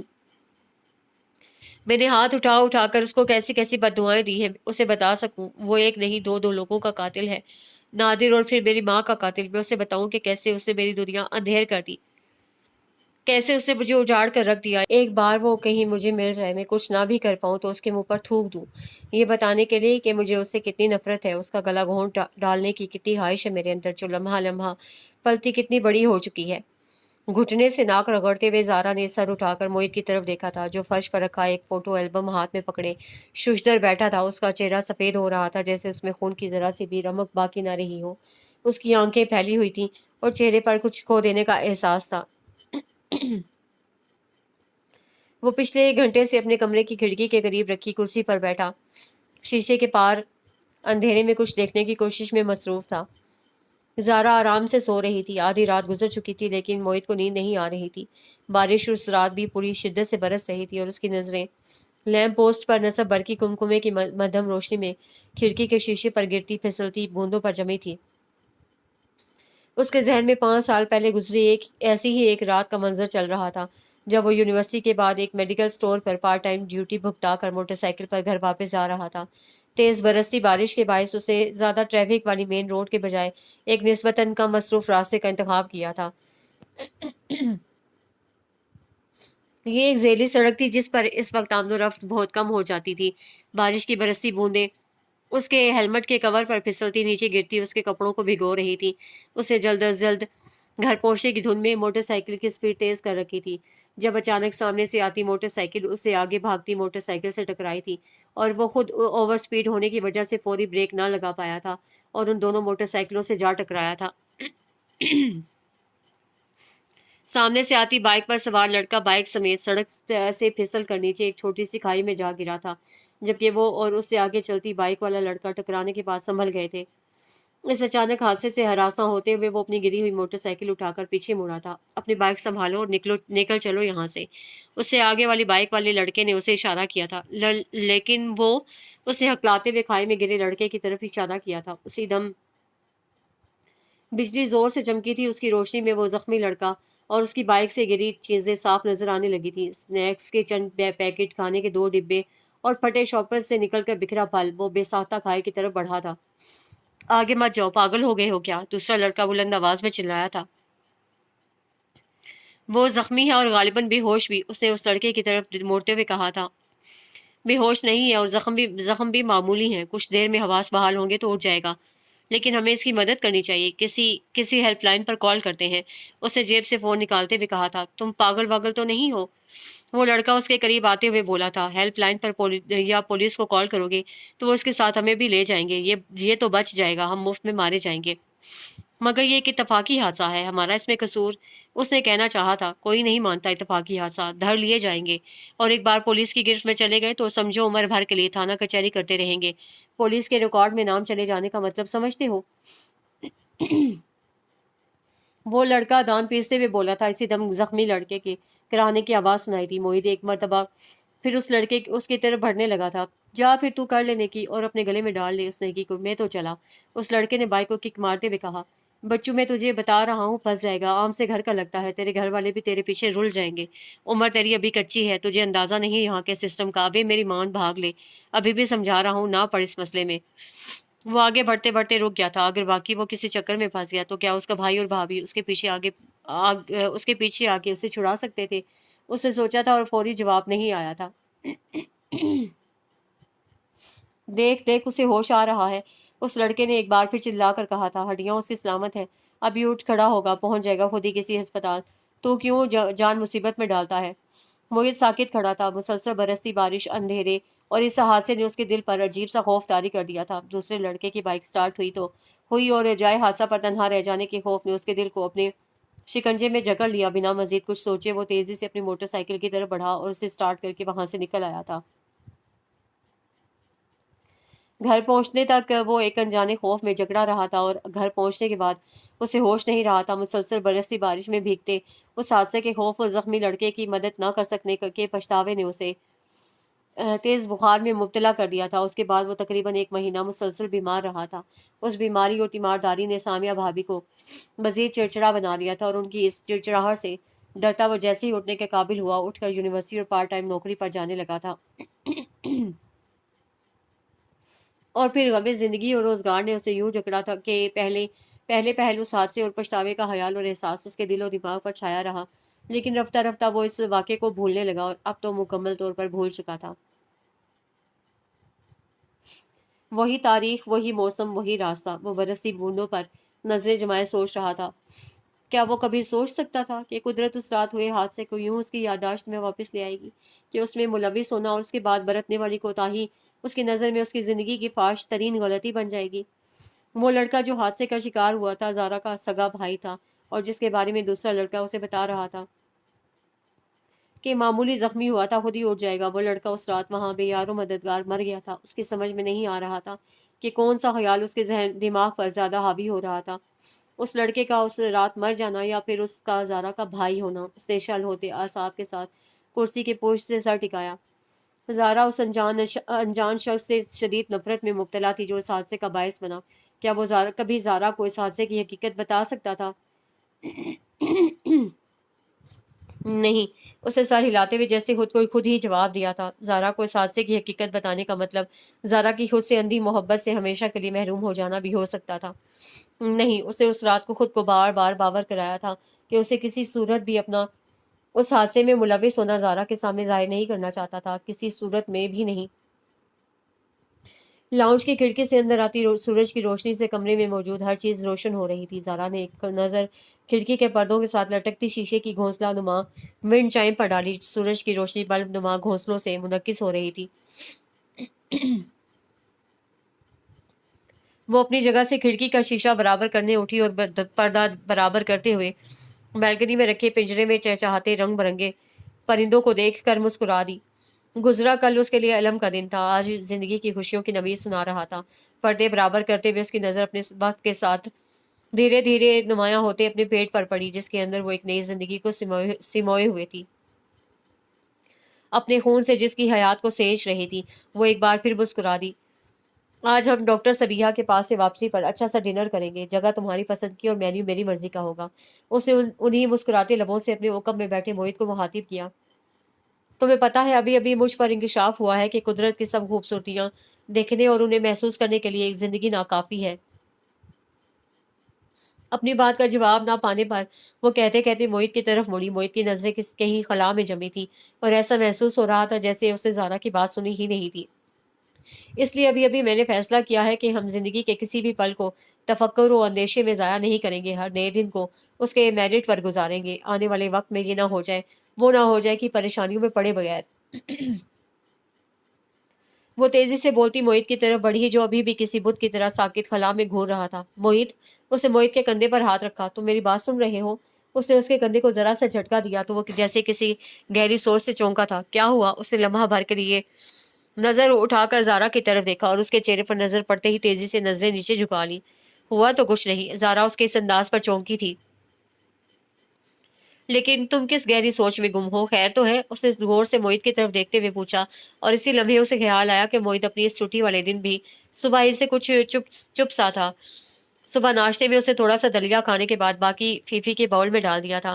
چائے کا پوچھنے پر اسے بھی منع کر دیا تھا، جبکہ وہ کہا کرتا تھا لاؤنج کی اس ایزی چیئر پر بیٹھ کر ویکینڈ کی پہلی صبح کی چائے پیتے ہوئے کھڑکی سے باہر کا منظر کا نظارہ کرنا دنیا کی سب سے بڑی عیاشی ہے۔ उस रोज़ ज़ारा के करने के काम बहुत थे, शायद इसीलिए उसने मोहित की इन दोनों बातों पर गौर नहीं किया था। लेकिन वो इस वक़्त भी बुझा हुआ और खामोश था, और अब के वो ठिठक गई थी। क्या बात है मोहित? वो उसके कंधे से हाथ हटाकर उसके सामने रखे नीचे काउच पर बैठ गई और उसका हाथ अपने हाथ में लेते हुए बोली, क्यों आज तुम इतने डाउन हो? जवाब में मोहित ने एक सरसरी नज़र उसके चेहरे पर डाली और फिर जैसे नज़र चुरा गया। ज़ारा को महसूस हुआ उसकी नज़रों में उदासी थी या कुछ और, लेकिन कुछ ऐसा ज़रूर था जो उसे चौंका गया था। क्या बात है, तबीयत तो ठीक है तुम्हारी? ज़ारा ने उसके हाथ हिलाया। बस ऐसे ही, मोहित ने दबी हुई आवाज़ में बेभन सा जवाब दिया था। मेरा ख्याल है कि मुझे कुछ देर रेस्ट करना चाहिए, वो अचानक अपनी जगह से उठते हुए बोला था। लेकिन ज़ारा उसके इस अंदाज पर बुरी तरह चौंक गई। हुआ क्या है? वो भी अपनी जगह से खड़ी हुई। तबीयत खराब है? कोई प्रॉब्लम है? कोई परेशानी? उसकी बात सुनी अनसुनी करता बेडरूम की तरफ बढ़ गया और ज़ारा हैरत से उसे जाते हुए देखती रह गई। मोहित का मूड ऐसा था कि उसे लगा उसे फौरन से उसके पीछे जाकर अपने सवाल दोहराने से गुरेज करना चाहिए। वो यूं ही उलझे हुए जहन के साथ दोबारा से काउच पर बैठ गई। जब से उनकी शादी हुई थी, बल्कि जब से वो एक दूसरे से वाकिफ हुए थे, दोनों के दरमियान कभी कोई वक्त ऐसा आया ही नहीं था जब एक ने दूसरे को यूं उलझन में मुब्तला किया हो। ज़ारा से ज़्यादा मोहित इस बात का ध्यान रखता था कि दोनों के रिश्ते में कभी ऐसा लम्हा ना आए कि दोनों अपने दरमियान लम्हाती फासला भी महसूस करें। लेकिन उस रोज़ ज़ारा को वो लम्हाती फासला पहली बार मालूम हुआ था। मोहित उसका हाथ झटक कर उसकी बात का जवाब दिए बगैर उठ गया था। वो बेयकीन नज़रों से अपने झटके गए हाथ की तरफ देख रही थी। वो ऐसा नहीं था, बिल्कुल भी ऐसा नहीं था। हम गुज़श्ता 1 साल से खुश और नॉर्मल ज़िंदगी गुजार रहे हैं। मेरा मतलब है नॉर्मल शादीशुदा ज़िंदगी। और मैं मोहित को अपनी शादी से बहुत पहले से जानती हूँ। एक वक्त था कि वो ज़िंदगी में यकसानियत और जमूत का शिकार एक उकताया हुआ इंसान महसूस होता था।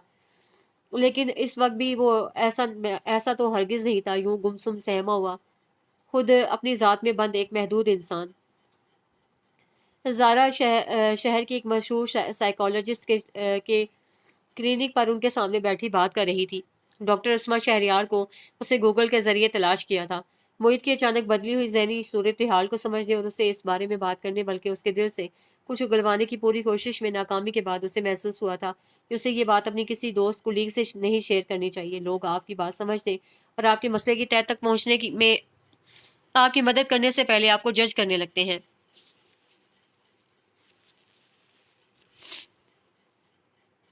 और ज़ारा को खुद को जज किया जाना कभी भी पसंद नहीं रहा था। जब भी 2 महीनों की ख्वारी के बाद वो अपनी मदद खुद ही करती डॉक्टर अस्मा शहरयार के पास पहुंची थी। डॉक्टर अस्मा दरमियानी उम्र की तजुर्बेकार माहिर नफ्सियात थी।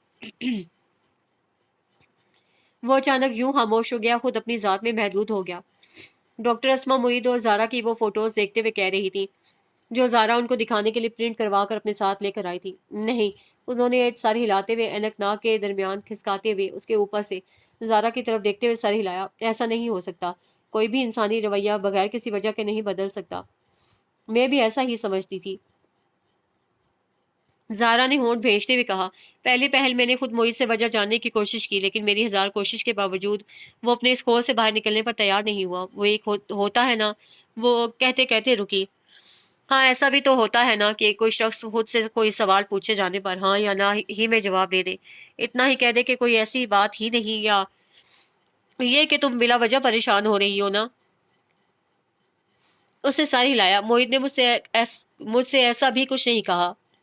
हो सकता है कि कोई दफ्तरी परेशानी, कोई माली मसला या कुछ और ऐसी बात जो वो तुमसे डिस्कस ना करना चाहता हो। हो सकता है कि तुम्हारी इस हालत के पेश नज़र वो तुम्हें डिस्टर्ब ना करना चाहता हो। डॉक्टर अस्मा ने ख्याल जाहिर किया। डॉक्टर, आप ये सब पिक्चर्स देख रही हैं ना? ज़ारा ने डॉक्टर के सामने मेज़ पर धरी तस्वीरों की तरफ इशारा किया। मैं ये सब तस्वीरें आपके पास दानिस्ता लाई हूँ। इन तस्वीरों के हिसाब से मेरी और मोहित की ज़ाती ज़िंदगी का कोई गोशर छुपा नहीं रह सकता। ये तस्वीरें बोल रही हैं कि हम एक दूसरे से ज़हनी तौर पर कितने करीब हैं। हमारी आपस की अंडरस्टैंडिंग दोस्ती मोहब्बत नहीं। उसने एक मर्तबा फिर सर झटका। इन सब चीज़ों के दरमियान कोई खाली जगह, कोई स्पेस है ही नहीं जहाँ ये ख्याल जगह बना सके कि कोई मामला चाहे वो कितना ही पेचीदा और परेशान कुन क्यों ना हो, मैं मोहित से या मोहित मुझसे छुपा सके। ऐसा हो ही नहीं सकता।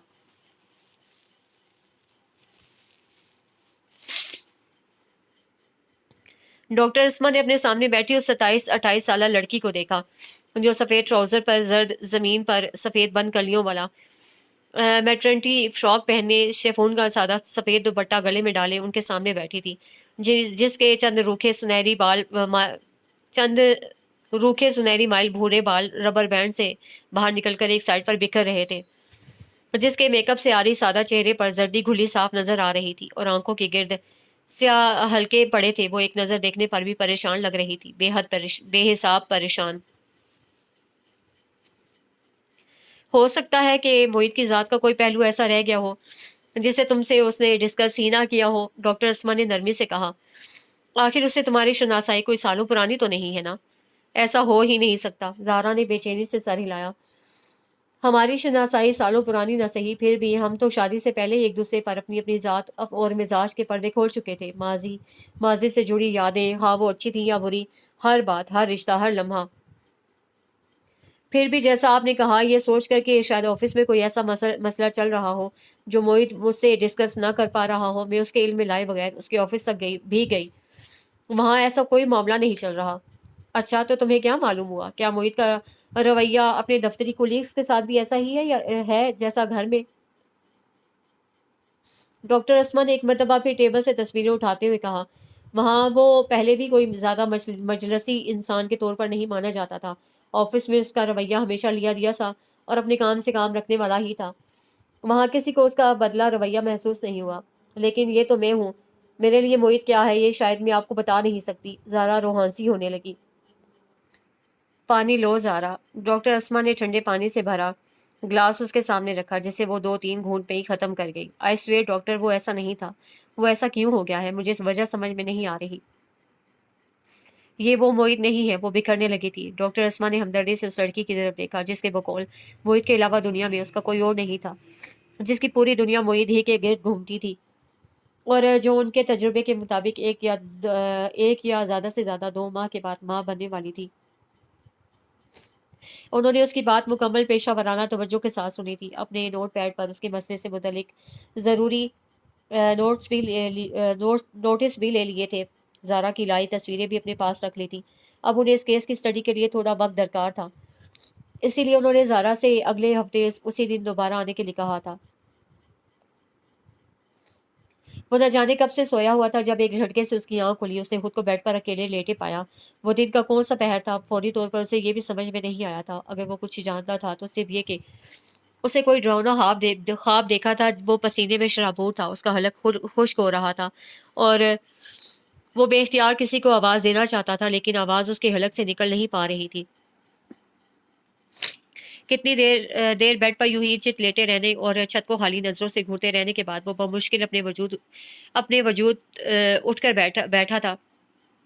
वो उसकी ऑफिस से छुट्टी का दिन था और वो सुबह से घर में अकेला था। ज़ारा के जॉब पर चले जाने के बाद वो लाउंज में काफ़ी देर अकेला बैठा टीवी स्क्रीन पर चलती दौड़ती भागती तस्वीरों को खाली जहन के साथ देखता रहा था, और फिर उठकर बेडरूम में आ गया था। बेडरूम पर लेटे लेटे किस वक्त उसकी आंख लगी उसे पता ही नहीं चला था, और फिर वो शायद कोई ख्वाब था, ह्योला था, या कोई खौफ जिसे उसे इस गहरी नींद से जगा दिया था। उसे सर उठाकर दीवार पर लगे वॉल क्लॉक पर नजर डाली। दोपहर के 4 बज रहे थे। ज़ारा की घर वापसी में अभी 2-2.5 घंटे मजीद बाकी थे। वो उठकर बाथरूम में चला गया। उसे शॉवर लेना था। नहा लेने के बाद शायद उसे ताजगी का एहसास होने लगे। इसी ख्याल के तहत उसे शॉवर का बटन दबाया था। काफ़ी देर शॉवर से निकलती पानी की तेज़ फुहार के नीचे खड़े भीगते रहने के बाद भी उसे लगा कि वो ताज़ा पानी भी शायद उसके जहन को ताजगी बख्शने में नाकाम रहा था। मैंने तुम्हारे लिए तुम्हारा फेवरेट लजानिया बनाया है, भूख लगे तो ओवन में गर्म करके खा लेना। जॉब पर जाने से पहले उसके कान के करीब झुक कर कहती ज़ारा की आवाज़ उसकी समाज से टकराई, लेकिन उसे लगा उसे भूख नहीं लग रही थी। आहिस्ता कदमों से चलता बेडरूम से निकलकर वो लाउंज से मुंसलिक ओपन किचन की तरफ आ गया। फ्रिज से ठंडे पानी की बोतल निकालकर पानी गिलास में डालकर पीने की बजाय बोतल ही मुंह से लगा ली। उसके हलक में कांटे चुभने वाली प्यास थी। बोतल का पूरा पानी पी लेने के बाद उसने दाएं बाजू की पुश्त से अपने होठों से टपकता पानी साफ किया। उसकी प्यास अभी भी नहीं बुझी थी। हाथ में पकड़ी खाली बोतल को यूं ही बिना ढक्कन लगाए किचन टेबल पर छोड़कर उसे फ्रिज से दूसरी बोतल निकाली। अब के वो पानी को घूंट घूंट पीता आहिस्ता कदमों से चलता दाहली दरवाजे की तरफ बढ़ रहा था। दरवाजे से बाहर निकलने और उसे लॉक लगाने के बाद वो लिफ्ट की तरफ बढ़ गया। लिफ्ट में दाखिल होकर बेसमेंट का बटन दबा दिया। لفٹ پارکنگ میں اتر کر رکی اور اس کا دروازہ کھل گیا۔ ہاتھ میں پکڑی بوتل کے پانی سے کے چھوٹے چھوٹے گھونٹ لیتا وہ اس عمارت کے بالکل سامنے بنے پارک کی طرف بڑھ گیا۔ کچھ دیر بعد وہ اس پارک میں نصب ایک بینچ پر بیٹھا خلا میں دیکھ رہا تھا۔ اس کی نظروں کے سامنے پچھلے 2 ماہ سے یوں ہی نظروں کے سامنے ناشتے منظر دوبارہ سے ناشتے لگے تھے۔ زارا سے اتفاقی ہم سفری کے آغاز سے لے کر زارا سے شادی تک کے منظر، اور پھر شادی کے بعد سے لے کر 2 ماہ پہلے تک کے منظر۔ اس سارے عرصے میں وہ زارا کو کتنا اور کیسا جان پایا تھا۔ دوسروں کی خاطر آرام تک تج دینے والی زارا، کسی کو ذرا سی تکلیف میں مبتلا دیکھ کر حد سے زیادہ بے چین ہو جانے والی زارا، یہ کب کی بات تھی؟ بھلا جب اوپر اپنے فلیٹ کی بالکنی میں کھڑی اسی پارک کا نظارہ کرتی زارا کو یہی کسی درخت سے ایک پیاسا بے ہوش پرندہ گرتا نظر آیا تھا۔ اس روز بجلی کی خرابی کی وجہ سے لفٹ بھی خراب تھی، لیکن وہ بجلی کسی تیزی سے گھر سے باہر بھاگی تھی اور 4 منزلوں کی سیڑھیاں اتر کر وہ بھاگتی ہوئی پارک تک پہنچی تھی، اور اس پیاسے قریب المرگ پرندے کو ایک ہاتھ میں پکڑ کر دوسرے ہاتھ میں ٹونٹی سے تھوڑا سا پانی لے کر پرندے کی چونچ پانی میں ڈبو کر قطرہ قطرہ زندگی اس کے وجود کے اندر لوٹانے کی کوشش میں مگن ہو گئی تھی۔ اس یہاں وہ اس پرندے کی جان بچا لینے پر کتنی خوش تھی، اتنی خوش کہ اس نے اس خوشی میں شکرانے کے 2 نفل بھی پڑھے تھے۔ اور وہ بلی، اسے یاد آیا جو ساتھ والوں کی بالکنی میں پھنس گئی تھی، کیونکہ وہ جالی لگی بالکنی میں بلی کو اکیلا چھوڑ کر گھر بند کر کے کہیں گھومنے چلے گئے تھے۔ بلی کے رونے اور اس قید خانے سے نکلنے کی کوششوں کی آوازوں پر زارا کس قدر بے چین ہوئی تھی۔ ساتھ والوں کو واپس بلانے کے لیے اس نے خدا جانے کتنی کالز ان کو کر ڈالی تھی، اور جب تک انہوں نے واپس آ کر بلی کو نکال نہیں لیا وہ چین سے نہیں بیٹھی تھی، اور ان کو اس لاپرواہی پر کتنی سنا بھی ڈالی تھی۔ بلی کی بے بسی پر اور اس کی مدد نہ کر سکنے پر زارا کی وہ روتی آنکھیں اور بے بس چہرہ اس کی نظروں کے سامنے گھوم رہا تھا۔ وہ لڑکی جو جانوروں اور پرندوں کے معاملے میں اتنی حساس تھی، وہ ایک انسانی جان چاہے وہ اس کا سگا بھائی نہ بھی ہوتا کے لیے کتنی حساس ہو سکتی تھی۔ یہ خیال آتے ہی محیط کے جسم کو وہ کرنٹ ایک بار پھر لگا تھا جو پچھلے 2 مہینوں کے دوران اسے نہ جانے کتنی بار لگ چکا تھا۔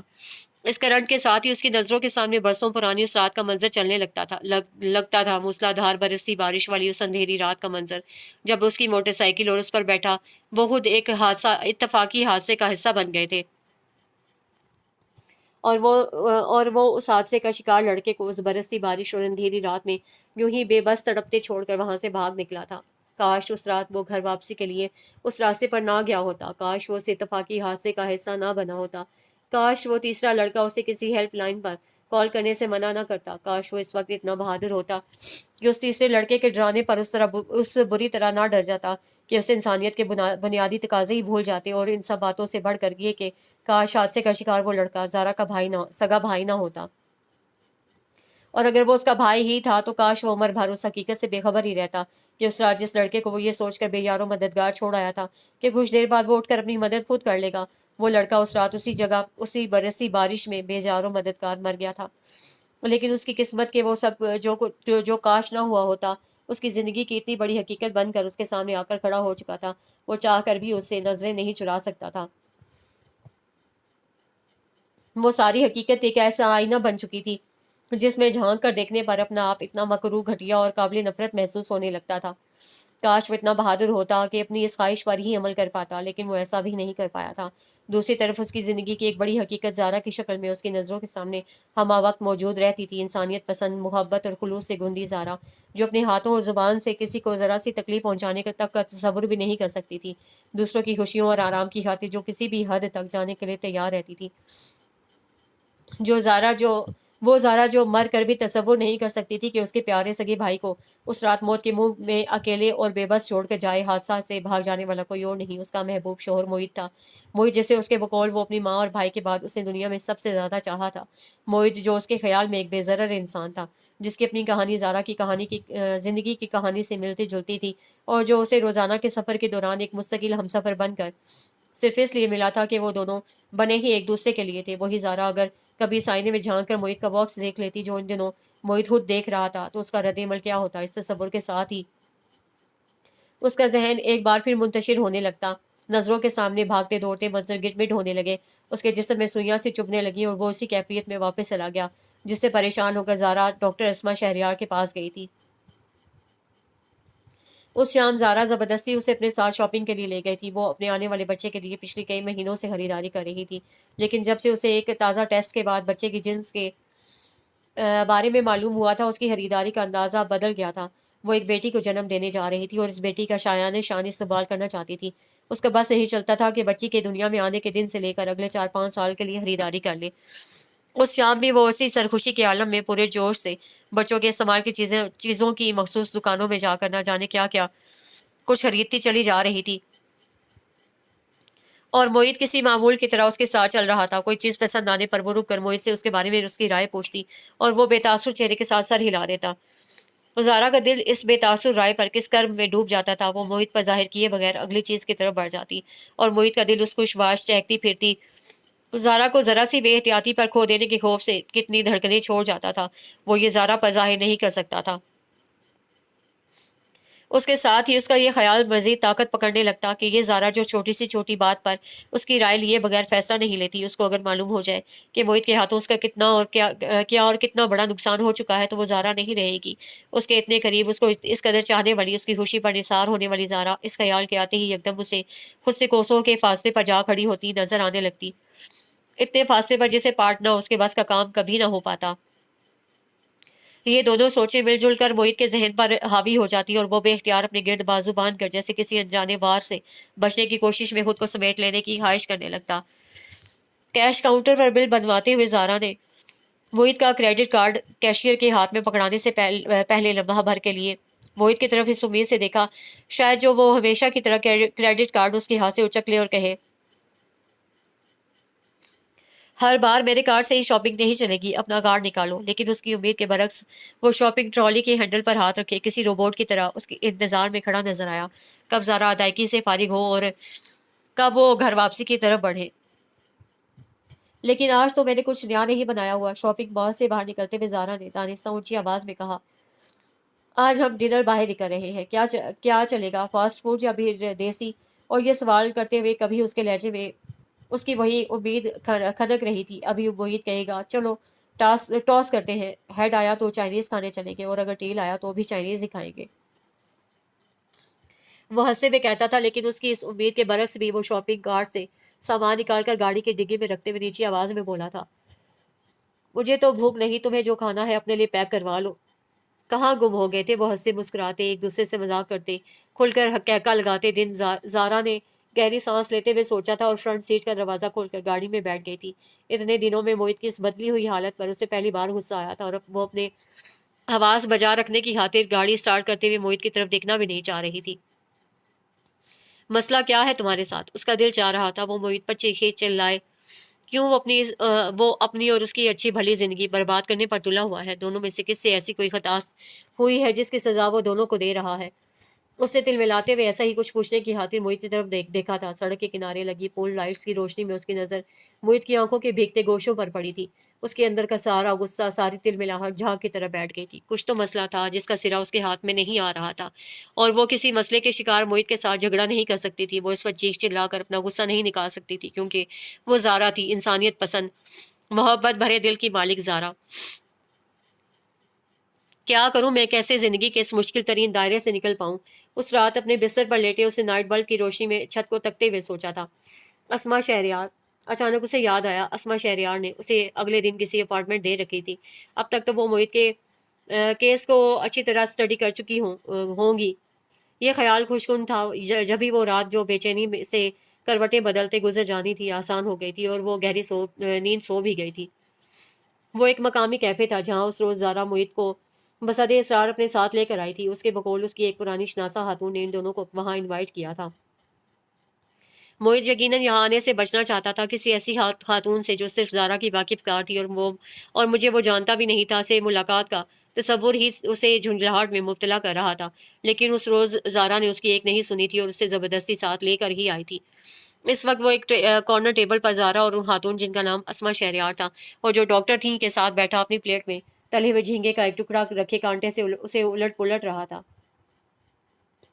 وہ اس انچاہی ملاقات اور دعوت پر اتنا بیزار تھا کہ اسے ان خاتون سے ان کا تفصیلی تعارف بھی جاننا نہیں چاہا تھا۔ وہ ڈاکٹر تھیں تو کہاں پریکٹس کرتی تھیں یا کس اسپتال میں کام کر رہی تھیں؟ وہ کس بیماری کی اسپیشلسٹ تھیں؟ کہاں رہتی تھیں زارا ان کو اور وہ زارا کو کیسے اور کب سے جانتی تھیں؟ اسے یہ جاننے میں کوئی دلچسپی محسوس نہیں ہو رہی تھی۔ وہ وہاں صرف زارا کی خاطر موجود تھا اور بس وقت کے گزر جانے کا انتظار کر رہا تھا۔ اس بیزاری कोफ्त और उकताहट के मिले जुले एहसास की वजह से वो उस बात पर भी गौर नहीं कर पाया था कि उसके सामने बैठी डॉक्टर अस्मा उसकी एक एक जुम्बिश को कितने गौर से देख रही थी और उसके चेहरे के तासुरात को अपने जहन की स्लेट पर तफसील के साथ नोट कर रही थी। वो किसी गिल्ट और खौफ के मिले जुले एहसास में मुब्तला है। डॉक्टर अस्मा शहरयार ने ज़ारा से अपनी अगली मुलाकात में उसे बताया था। गिल्ट? ज़ारा बुरी तरह चौंक गई। कैसा गिल्ट? ये तो मैं नहीं जानती। डॉक्टर अस्मा ने सर हिलाया। लेकिन इस गिल्ट का ताल्लुक सिर्फ तुम्हारी ज़ात से जुड़ा हुआ है। अपने बाकी मामलात में वो हमेशा की तरह नॉर्मल है, इतना ही नॉर्मल जैसा उसे होना चाहिए, और ये मुझे तुमने खुद ही बताया है। उसके तमाम मामलात रूटीन के मुताबिक चल रहे हैं, सिवाय खाने पीने के। ऐसा ही है ना? डॉक्टर अस्मा ने रुक कर ज़ारा से कंफर्म किया तो ज़ारा ने अपनी हैरत से फैली आंखों के साथ सर इस बात में हिलाया। उसके लिए ये एक चौंका देने वाला इंकशाफ था कि मोहित किसी किस्म के गिल्ट में मुब्तला हो सकता था। गिल्ट और खौफ का भूख की कमी से गहरा ताल्लुक है। इंसान जितना ज़्यादा किसी शर्मिंदगी और खौफ में मुब्तला होता है, उतना ही उसकी खुराक में दिलचस्पी कम होती चली जाती है, और ऐसा लाशोरी तौर पर होता है। कुछ ऐसा ही मामला उसके दीगर मामलात के साथ भी है। तुम्हारे साथ किसी चीज़ को इंजॉय करना, मुख्तलिफ मौज़ूआत पर गुफ्तगू में दिलचस्पी लेना, खुश होना, उन सब में भी अदम दिलचस्पी की वजह उसका गिल्ट और खौफ है। और जब तक वो इससे बाहर नहीं निकलेगा, ऐसे ही रोबोटिक लाइफ गुजारता चला जाएगा। डॉक्टर अस्मा का क्लिनिक उस कसीरुल मंजिला प्लाजा की तीसरी मंजिल पर वाक़ था और ज़ारा उनके सामने बैठी थी। वो किस गिल्ट और खौफ में मुब्तला है? ऐसा कौन सा गिल्ट हो सकता है जो मोहित के अंदर से ज़िंदगी को यूं खींच बाहर ले जाए और उसे उस बुरी तरह किसी खौफ में मुब्तला कर जाए, वो भी अचानक यूं ही बैठे बिठाए। उसे बाहर के मंजर से नज़र हटाकर तेजी से डॉक्टर अस्मा की तरफ देखा था। मतलब इस कैफियत में मुब्तला होने से चंद घंटे पहले तक वो बिल्कुल नॉर्मल था, उसके साथ कोई मसला ही नहीं था। फिर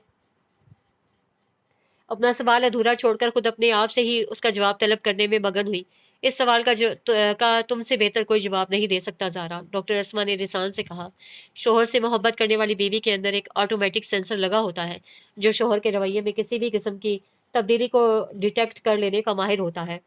मैंने डिटेक्ट कर लिया, जभी तो आपके पास आई थी, ज़ारा ने कहा। जो तुमने महसूस किया वो इतना वाज़ेह था कि उसे तो कोई भी जानने वाला महसूस कर सकता था। ज़ारा, मोहित का यूं खामोश हो जाना, ज़िंदगी के अक्सर मामलात में बेदिली, रिजर्व और रोबोटिक हो जाना, वो तो शायद तुम्हारी मेड जो अगर ज़रा लंबे अरसे से तुम्हारे यहाँ काम कर रही होगी, वो भी महसूस कर सकती है। फिर फिर वो क्या है जो मैं कैश नहीं कर पा रही, जो मुझसे मिस हो रहा है? ज़ारा ने हकलाते हुए पूछा। मोहित की तुम्हारी ज़ात में अदम दिलचस्पी, हालांकि तुम्हारे मुताबिक वो तुमसे बेहद मोहब्बत करता था। खैर ऐसा भी नहीं है। डॉक्टर ज़ारा ने डॉक्टर अस्मा की बात को कुछ कुछ समझते हुए सर हिलाया। अब देखें ना, मैं एक्सपेक्ट कर रही हूँ। इस हालत में मेरा ख्याल रखना, मेरी ज़रूरत की चीज़ें लाना, मुझे डॉक्टर के पास बाकायदगी से चेकअप के लिए ले जाना, वो ये सब कर रहा है। मेरी ज़ात में अदम दिलचस्पी? ज़ारा की हलक में जैसे कुछ टूटा था। नहीं, उसे ये बात हजम नहीं हो पा रही थी। ये सब भी रोबोटिक एक्शंस है ज़ारा, डॉक्टर अस्मा ने मेज़ पर आगे ज़रा सा झुकते हुए कहा। एक जिम्मेदार शोहर जो अपनी बीवी की ऐसी हालत को वैल्यू करता हो, ऐसा ही करता है। उसकी एकदम दिलचस्पी का जो पॉइंट तुम मिस कर रही हो वो कुछ और है। वो क्या है? उसका तुमसे नजर ना मिलाना। डॉक्टर अस्मा ने पते की बात सामने लाकर रख दी। आई टू आई कांटेक्ट, समझती हो ना तुम? ज़ारा के वजूद को एक अनजाना सा झटका लगा था। उसके जहन में उलझी एक गुत्थी जैसे एक झटके के साथ ही सुलझ गई थी। हाँ, ये वो चीज़ थी जिसे वो इतने अरसे में कोई नाम नहीं दे पा रही थी। उस शाम मोहित से मुलाकात में सबसे वाज़ेह चीज़ यही थी जो मैंने देखी। वो गाहे बगाहे मुझ पर भी नज़र डाल रहा था, लेकिन तुम्हारी तरफ देखते हुए, तुमसे नज़र मिलाते हुए झिझक रहा था। तुमसे उसका आई कांटेक्ट न होने के बराबर था। तुमसे ज़्यादा तो उसने उस वेटर से आंखों में आंखें डालकर बात कर ली थी, जिसके हाथ से ड्रिंक का ग्लास टेबल पर रखते हुए छलक गया था। आप शायद ठीक कह रही हैं। ज़ारा को लगा उसके पास डॉक्टर अस्मा की इस दरियाफ्त को मान लेने के सिवा कोई चारा ना था। लेकिन इसकी वजह क्या हो सकती है? ये खुद से पूछो। डॉक्टर अस्मा हल्का सा मुस्कुराई। गौर करो, मोहित की ज़िंदगी में तुम्हारे अलावा कोई और तो नहीं है। वो जो तुमसे जहाँ भर से ज़्यादा मोहब्बत का दावेदार था, कहीं किसी और के सामने दिल तो नहीं हार बैठा? अब वो ज़ारा की समात पर गोया बम बरसाने लगी थी।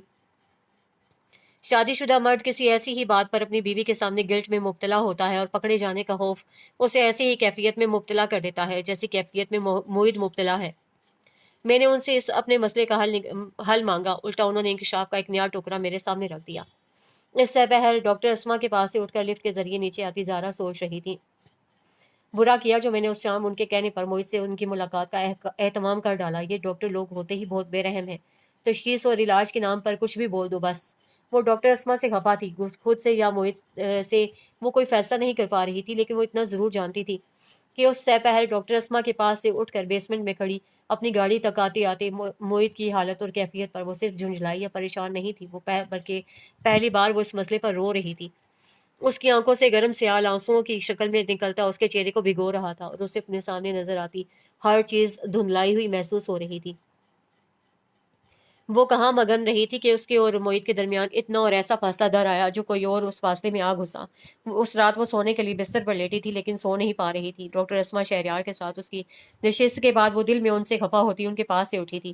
ان کی ڈگری اور تجربے پر اسے شک ہونے لگا تھا۔ شاید وہ دل ہی دل میں اس وقت کو بھی کوس رہی تھی جب اسے ان کے پاس جانے اور اپنا مسئلہ بیان کرنے کا خیال آیا تھا۔ ڈاکٹر اسما کے کلینک سے اپنے گھر تک کا فاصلہ شاید اسے روتے ہوئے طے کیا تھا۔ وہ گاڑی خود چلا رہی تھی، اس کے باوجود اس نے ان آنسوؤں کو روکنے اور آنکھوں کو صاف کرنے کی کوشش نہیں کی تھی۔ اس شام شہر کا ہر منظر دھندلا ہو چکا تھا، راستے، عمارتیں، آسمان، فضا، لوگ، سب کا سب، اور اسے اس دھند کو صاف کرنے کی خواہش بھی محسوس نہیں ہو رہی تھی۔ اس شام اسے احساس ہوا تھا کہ لوگ کیوں کہتے تھے عورت کے لیے زندگی کا سب سے مشکل لمحہ وہ ہوتا ہے جب اسے احساس ہونے لگے کہ اس کے اور اس کے شوہر کے درمیان کوئی تیسرا آ چکا ہے۔ اس کا دل بار بار اس خیال کو جھٹلانے کی کوشش کر رہا تھا، ایسا نہیں تھا، ایسا ہو ہی نہیں سکتا تھا۔ ان دو جملوں کی تکرار اس کے دل و دماغ میں مسلسل جاری تھی، لیکن اندر، کہیں بہت اندر، ایک کسک تھی، ایک اذیت ناک نکتہ تھا جس کی چبھن ہر احساس پر بھاری تھی۔ اگر ایسا تھا تو اسے اب تک پتہ کیوں نہیں چلا تھا؟ اس کا اور موعد کا رشتہ اتنا کمزور تھا کہ دونوں کے کنیکشن کو کوئی دوسرا توڑ جائے اور اسے احساس تک نہ ہو۔ موعد کی اس حالت، جسے ڈاکٹر اسما گلٹ اور خوف کا نام دے رہی تھی، کی وجہ جاننے کی ہزار کوشش کے دوران اسے یہ خیال کیوں نہیں آیا تھا کہ ہو سکتا ہے کوئی تیسرا ان دونوں کے درمیان آ چکا ہو۔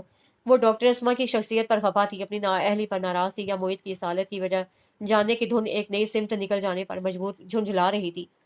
اسے یہ بھی سمجھ نہیں آ رہا تھا، لیکن جب وہ گھر پہنچی تھی اس کا سر بھاری اور آنکھیں سوج رہی تھی۔ موعد گھر پر موجود تھا، روزانہ کی طرح خاموش ساکت۔ آج تم لیٹ ہو گئی؟ اسے رسمی انداز میں پوچھا تھا، اور پہلی بار زارا نے محسوس کیا تھا کہ وہ اس کی طرف دیکھے بغیر بات کر رہا تھا۔ وہ کب سے ایسا کر رہا تھا؟ اس نے کب سے زارا سے آنکھیں ملا کر بات کرنا چھوڑ رکھا تھا؟ زارا نے یہ بات بھی پہلے کبھی نوٹ نہیں کی تھی۔ بس ثابت ہوا کہ میں ہی بہت احمق، بے نیاز اور اپنے آپ میں مگن عورت ہوں، جبھی تو مجھے اتنی بڑی حقیقت کا احساس نہیں ہوا۔ بستر پر دائیں جانب کروٹ لیے وہ سوچ رہی تھی، اور اسے اپنے وہ سب کوششیں ایک ایک کر کے یاد آ رہی تھی جو موعد کی یہ حالت ہونے کے بعد اس کی وجہ جاننے کے لیے اسے کر ڈالی تھی۔ سینکڑوں نہیں، ہزاروں بھی نہیں، شاید لاکھوں بار وہ خود موعد سے پوچھ چکی تھی کہ اسے کیا ہوتا جا رہا تھا، پیار سے، لاڈ سے ناراض ہو جانے کا ڈرامہ دے کر، کس طرح نہیں، لیکن جواب میں وہ سر جھٹک کر ٹال جاتا تھا: میں ویسا ہی ہوں جیسا ہمیشہ سے تھا۔ تم وہم کا شکار ہو رہی ہو۔ ان دو جملوں کے سوا کبھی اسے اس کی بات کا جواب کسی تیسرے جملے میں دیا ہی نہیں تھا۔ اوہ خدایا! وہ کروٹ بدل کر سیدھی ہوئی۔ میں اتنی غافل، اتنی بے نیاز تھی۔ اس نے اپنے چہرے پر لمحہ بھر کے لیے ہاتھ رکھے اور پھر انہیں ہٹا کر قریب سوئے موعد پر نظر ڈالی۔ نائٹ بلب کی روشنی میں اس کا بے خبر سویا وجود، اس کا چہرہ اسے کچھ بھی نیا نہیں لگ رہا تھا، لیکن کچھ تھا جو نیا تھا، جو بدلا ہوا تھا، اور شاید وہ وہی تھا جس کی طرف ڈاکٹر اسما اشارہ کر رہی تھی، لیکن کیسے؟ اس کا ذہن ایک بار پھر شک میں پڑ گیا۔ وہ اور موعد تو اتنے قریب تھے کہ کہیں ایک دوسرے سے کچھ چھپا ہی نہیں پائے تھے۔ ان دونوں نے اپنے فون تک پر کبھی پاس ورڈ نہیں لگائے تھے۔ دونوں کو ایک دوسرے پر بھروسہ ہی اس حد تک تھا کہ پرائیویسی کا خیال بھی کبھی نہیں آیا تھا۔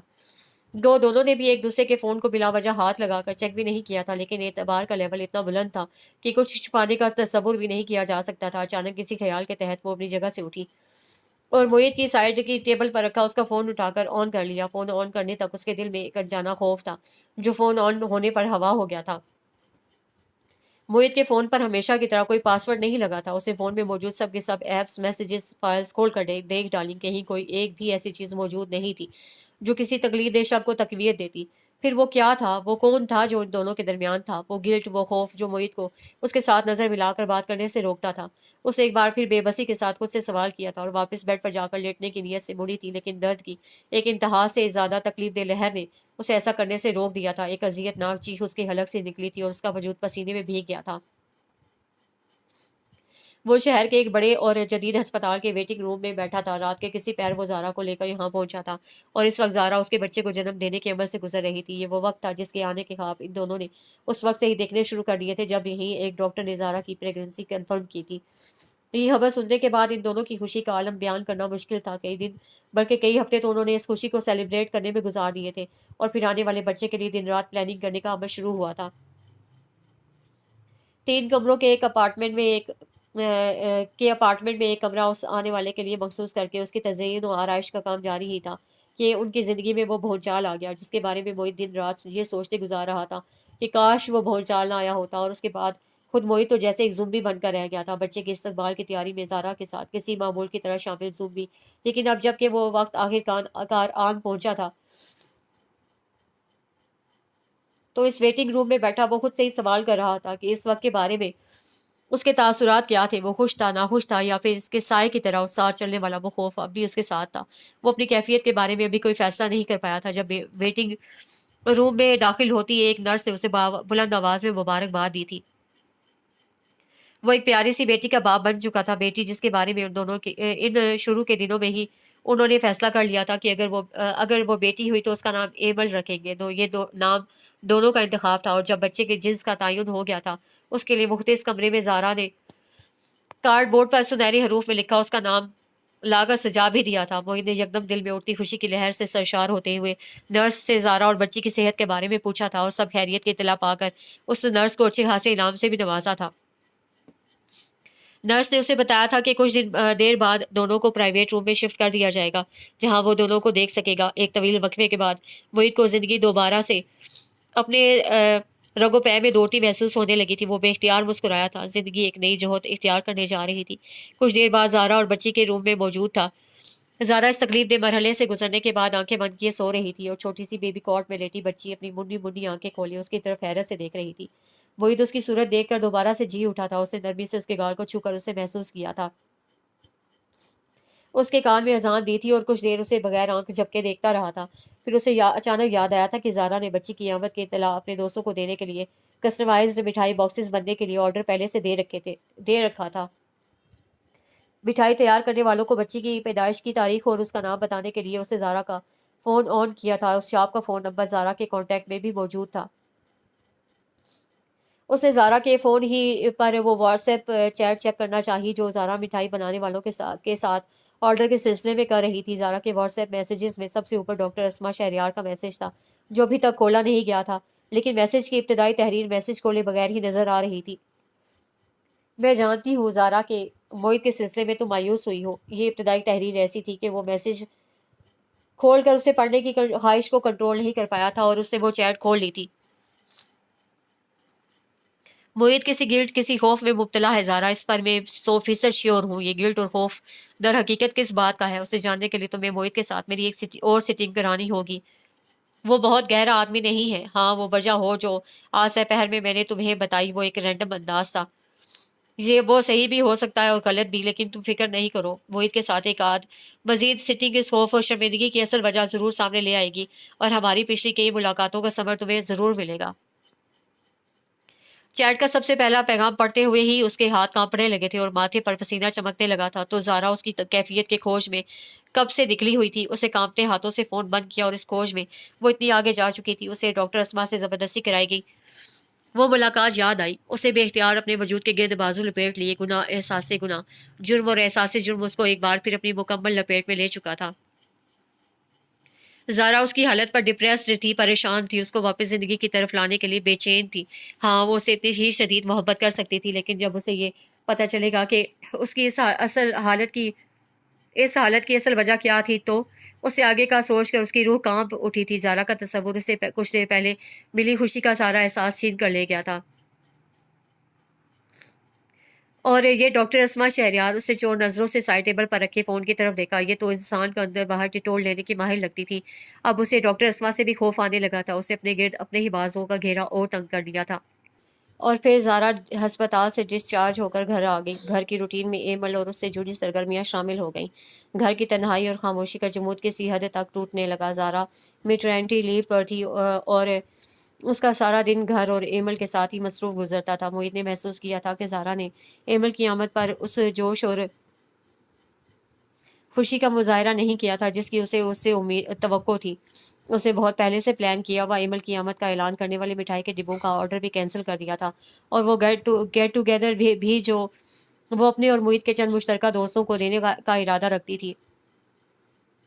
एमल की पैदाइश से कबल वो मुईद को हर वक्त उस पर छाई जमूद की कैफियत से बाहर निकालने की कोशिशों में मसरूफ़ रहती थी। अब उसे वो कोशिशें भी तर्क कर दी थीं।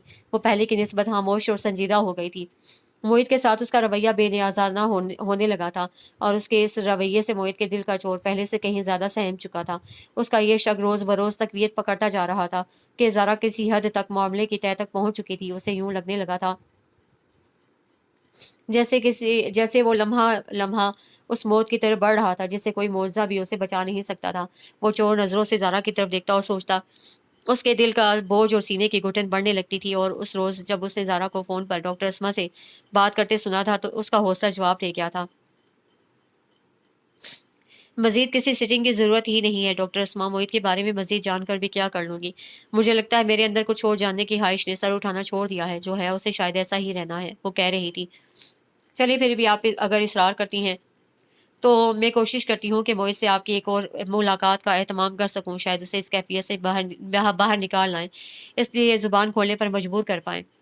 उसे फ़ोन बंद करने से पहले एक लंबी आह भरते हुए कहा था, और फ़ोन बंद करके गमज़दा चेहरे के साथ कला में कहीं नज़रें जमा कर बैठी थी। ये वो लम्हा था जब जिसने मोहित को अपनी गिरफ्त में ले लिया था। यही वो वक्त था जिससे डर के मोहित ने अपनी जुबान को चुप का ताला लगा रखा था। वो दोनों हाथ जोड़कर ज़ारा के कदमों में बैठ गया था। किसी से मेरी काउंसलिंग कराने की ज़रूरत नहीं है ज़ारा, मैं आज खुद ही तुम्हारे सामने एतराफ़ कर लेना चाहता हूँ। दिल का बोझ और हमा वक्त का खौफ इतना बढ़ चुका है कि मैं उसे मजीद सह नहीं पा रहा, जिसे उम्र भर दिल में ही रखने का इरादा कई महीनों से कर रहा था। इससे खुद ही तुमसे कह देना चाहता हूँ, क्योंकि मुझे लगता है कि अगर मैंने इसे मज़ीद दिल में रहने दिया तो शायद मैं अगला सांस भी ना ले पाऊंगा। वो कह रहा था और ज़ारा हैरत भरी नज़रों से उसे देख रही थी। वो कहता रहा था और ज़ारा दम बखुद बैठी उसे सुन रही थी। वो अपनी कह चुकने के बाद खामोश हुआ तो कमरे में सुई गिरने की आवाज़ सुनाई देने वाली खामोशी छा चुकी थी। मोहित ने दिल का बोझ हल्का कर लेने के बाद डरते डरते सर उठाकर ज़ारा की तरफ देखा था। ये महीनों के बाद उसका ज़ारा के साथ पहला आई टू आई कांटेक्ट था। ज़ारा की नज़रों में बेयकीनी मायूसी थी, नाराज़ी थी, गुस्सा था या क्या था, वो ठीक से अंदाज़ा नहीं लगा पाया था। लेकिन वो जो भी था उसमें नापसंदीदगी और नफरत का रंग यकीनन नुमाया था। उसने अपने घुटने पर रखा मोहित का हाथ हटाया और उठकर कमरे से बाहर चली गई थी। वो लाउंज में बैठा बालकनी के पिंजरे में चहचहाते उड़ते परिंदों को देख रहा था जब उसके करीब एक बड़ा ट्रॉली बैग आकर रुका था। उसे सर उठाकर देखा। बैग के साथ ज़ारा खड़ी थी और उसने एमल को उठा रखा था। गोया वो लम्हा आ चुका है। उसे ख्याल आया, और इस लम्हे को तो शायद आना ही था। नहीं ज़ारा, वो अपनी जगह से उठा। तुम नहीं, यहाँ से मैं जाऊँगा। ये घर और इसकी हर चीज़ तुम्हारी और एमल के लिए है। जो मेरा है, सज़ा भी मेरी ही होनी चाहिए। उसने एक तरसी हुई प्यार भरी नज़र ज़ारा के कंधे से लगी एमल पर डाली थी, जो उस वक्त 2.5 माह की हो चुकी थी और आवाज़ों, बातों और मंजरों पर रद्द-ए-अमल देना शुरू कर चुकी थी। मोहित को अपनी तरफ देखते पाकर वो होले से मुस्कुराई थी और फिर ज़ारा के बालों से खेलने लगी थी। फिर इन दोनों का वक्त बदल गया था। वक्त ने आगे बढ़ते बढ़ते अचानक जोर से ब्रेक लगाई थी, फिर शायद रिवर्स गियर लगा दिया था। मोहित के जाने के बाद ज़ारा ने अपने अमूमी हालात का जायजा लिया था। वो अकेली अपनी तनख्वाह में इस बड़े घर और इसकी ज़रूरियात के अखराजात की मुतहम्मिल नहीं हो सकती थी। और फिर ये वो घर था जहाँ उसकी ज़िंदगी और दिल बसने के बाद उजड़ चुके थे। उसकी दरो दीवार और उसमें मौजूद हर एक चीज़ से बहुत सी यादें जुड़ी थीं, यादें जो कभी बहुत खुशगवार थीं और अभी बहुत तल्ख महसूस होती थीं। उसने वो अपार्टमेंट बेचकर दोबारा उसी बिल्डिंग में एक छोटा फ्लैट खरीद लिया था जहां वो शादी से पहले रहती थी। अपार्टमेंट की फरोख्त से मिलने वाली आधी रकम उसने मोहित के अकाउंट में ट्रांसफर कर दी थी। गाड़ी जिसकी किस्तें भी मुकम्मल नहीं हुई थी उसे वो भी बेच दी थी, और उसे मिलने वाली आधी रकम भी उसने मोहित के अकाउंट में भिजवा दी थी। मोहित ने वो सारा पैसा एमल के नाम से एक अकाउंट खुलवा कर उसमें डाल दिया था। उस अकाउंट में एमल की सरपरस्त ज़ारा थी। अपने रिश्ते की किस्मत का तयन करने वो दोनों किसी अदालत या काउंसलर के पास नहीं गए थे। उनके रिश्ते की किस्मत का तयन आप से आप ही हो गया था। ज़ारा मोहित को एमल से मिलने से नहीं रोकने वाली थी, लेकिन शायद फौरी तौर पर मोहित एमल से मिलने, उसे देखने की हिम्मत नहीं कर पा रहा था।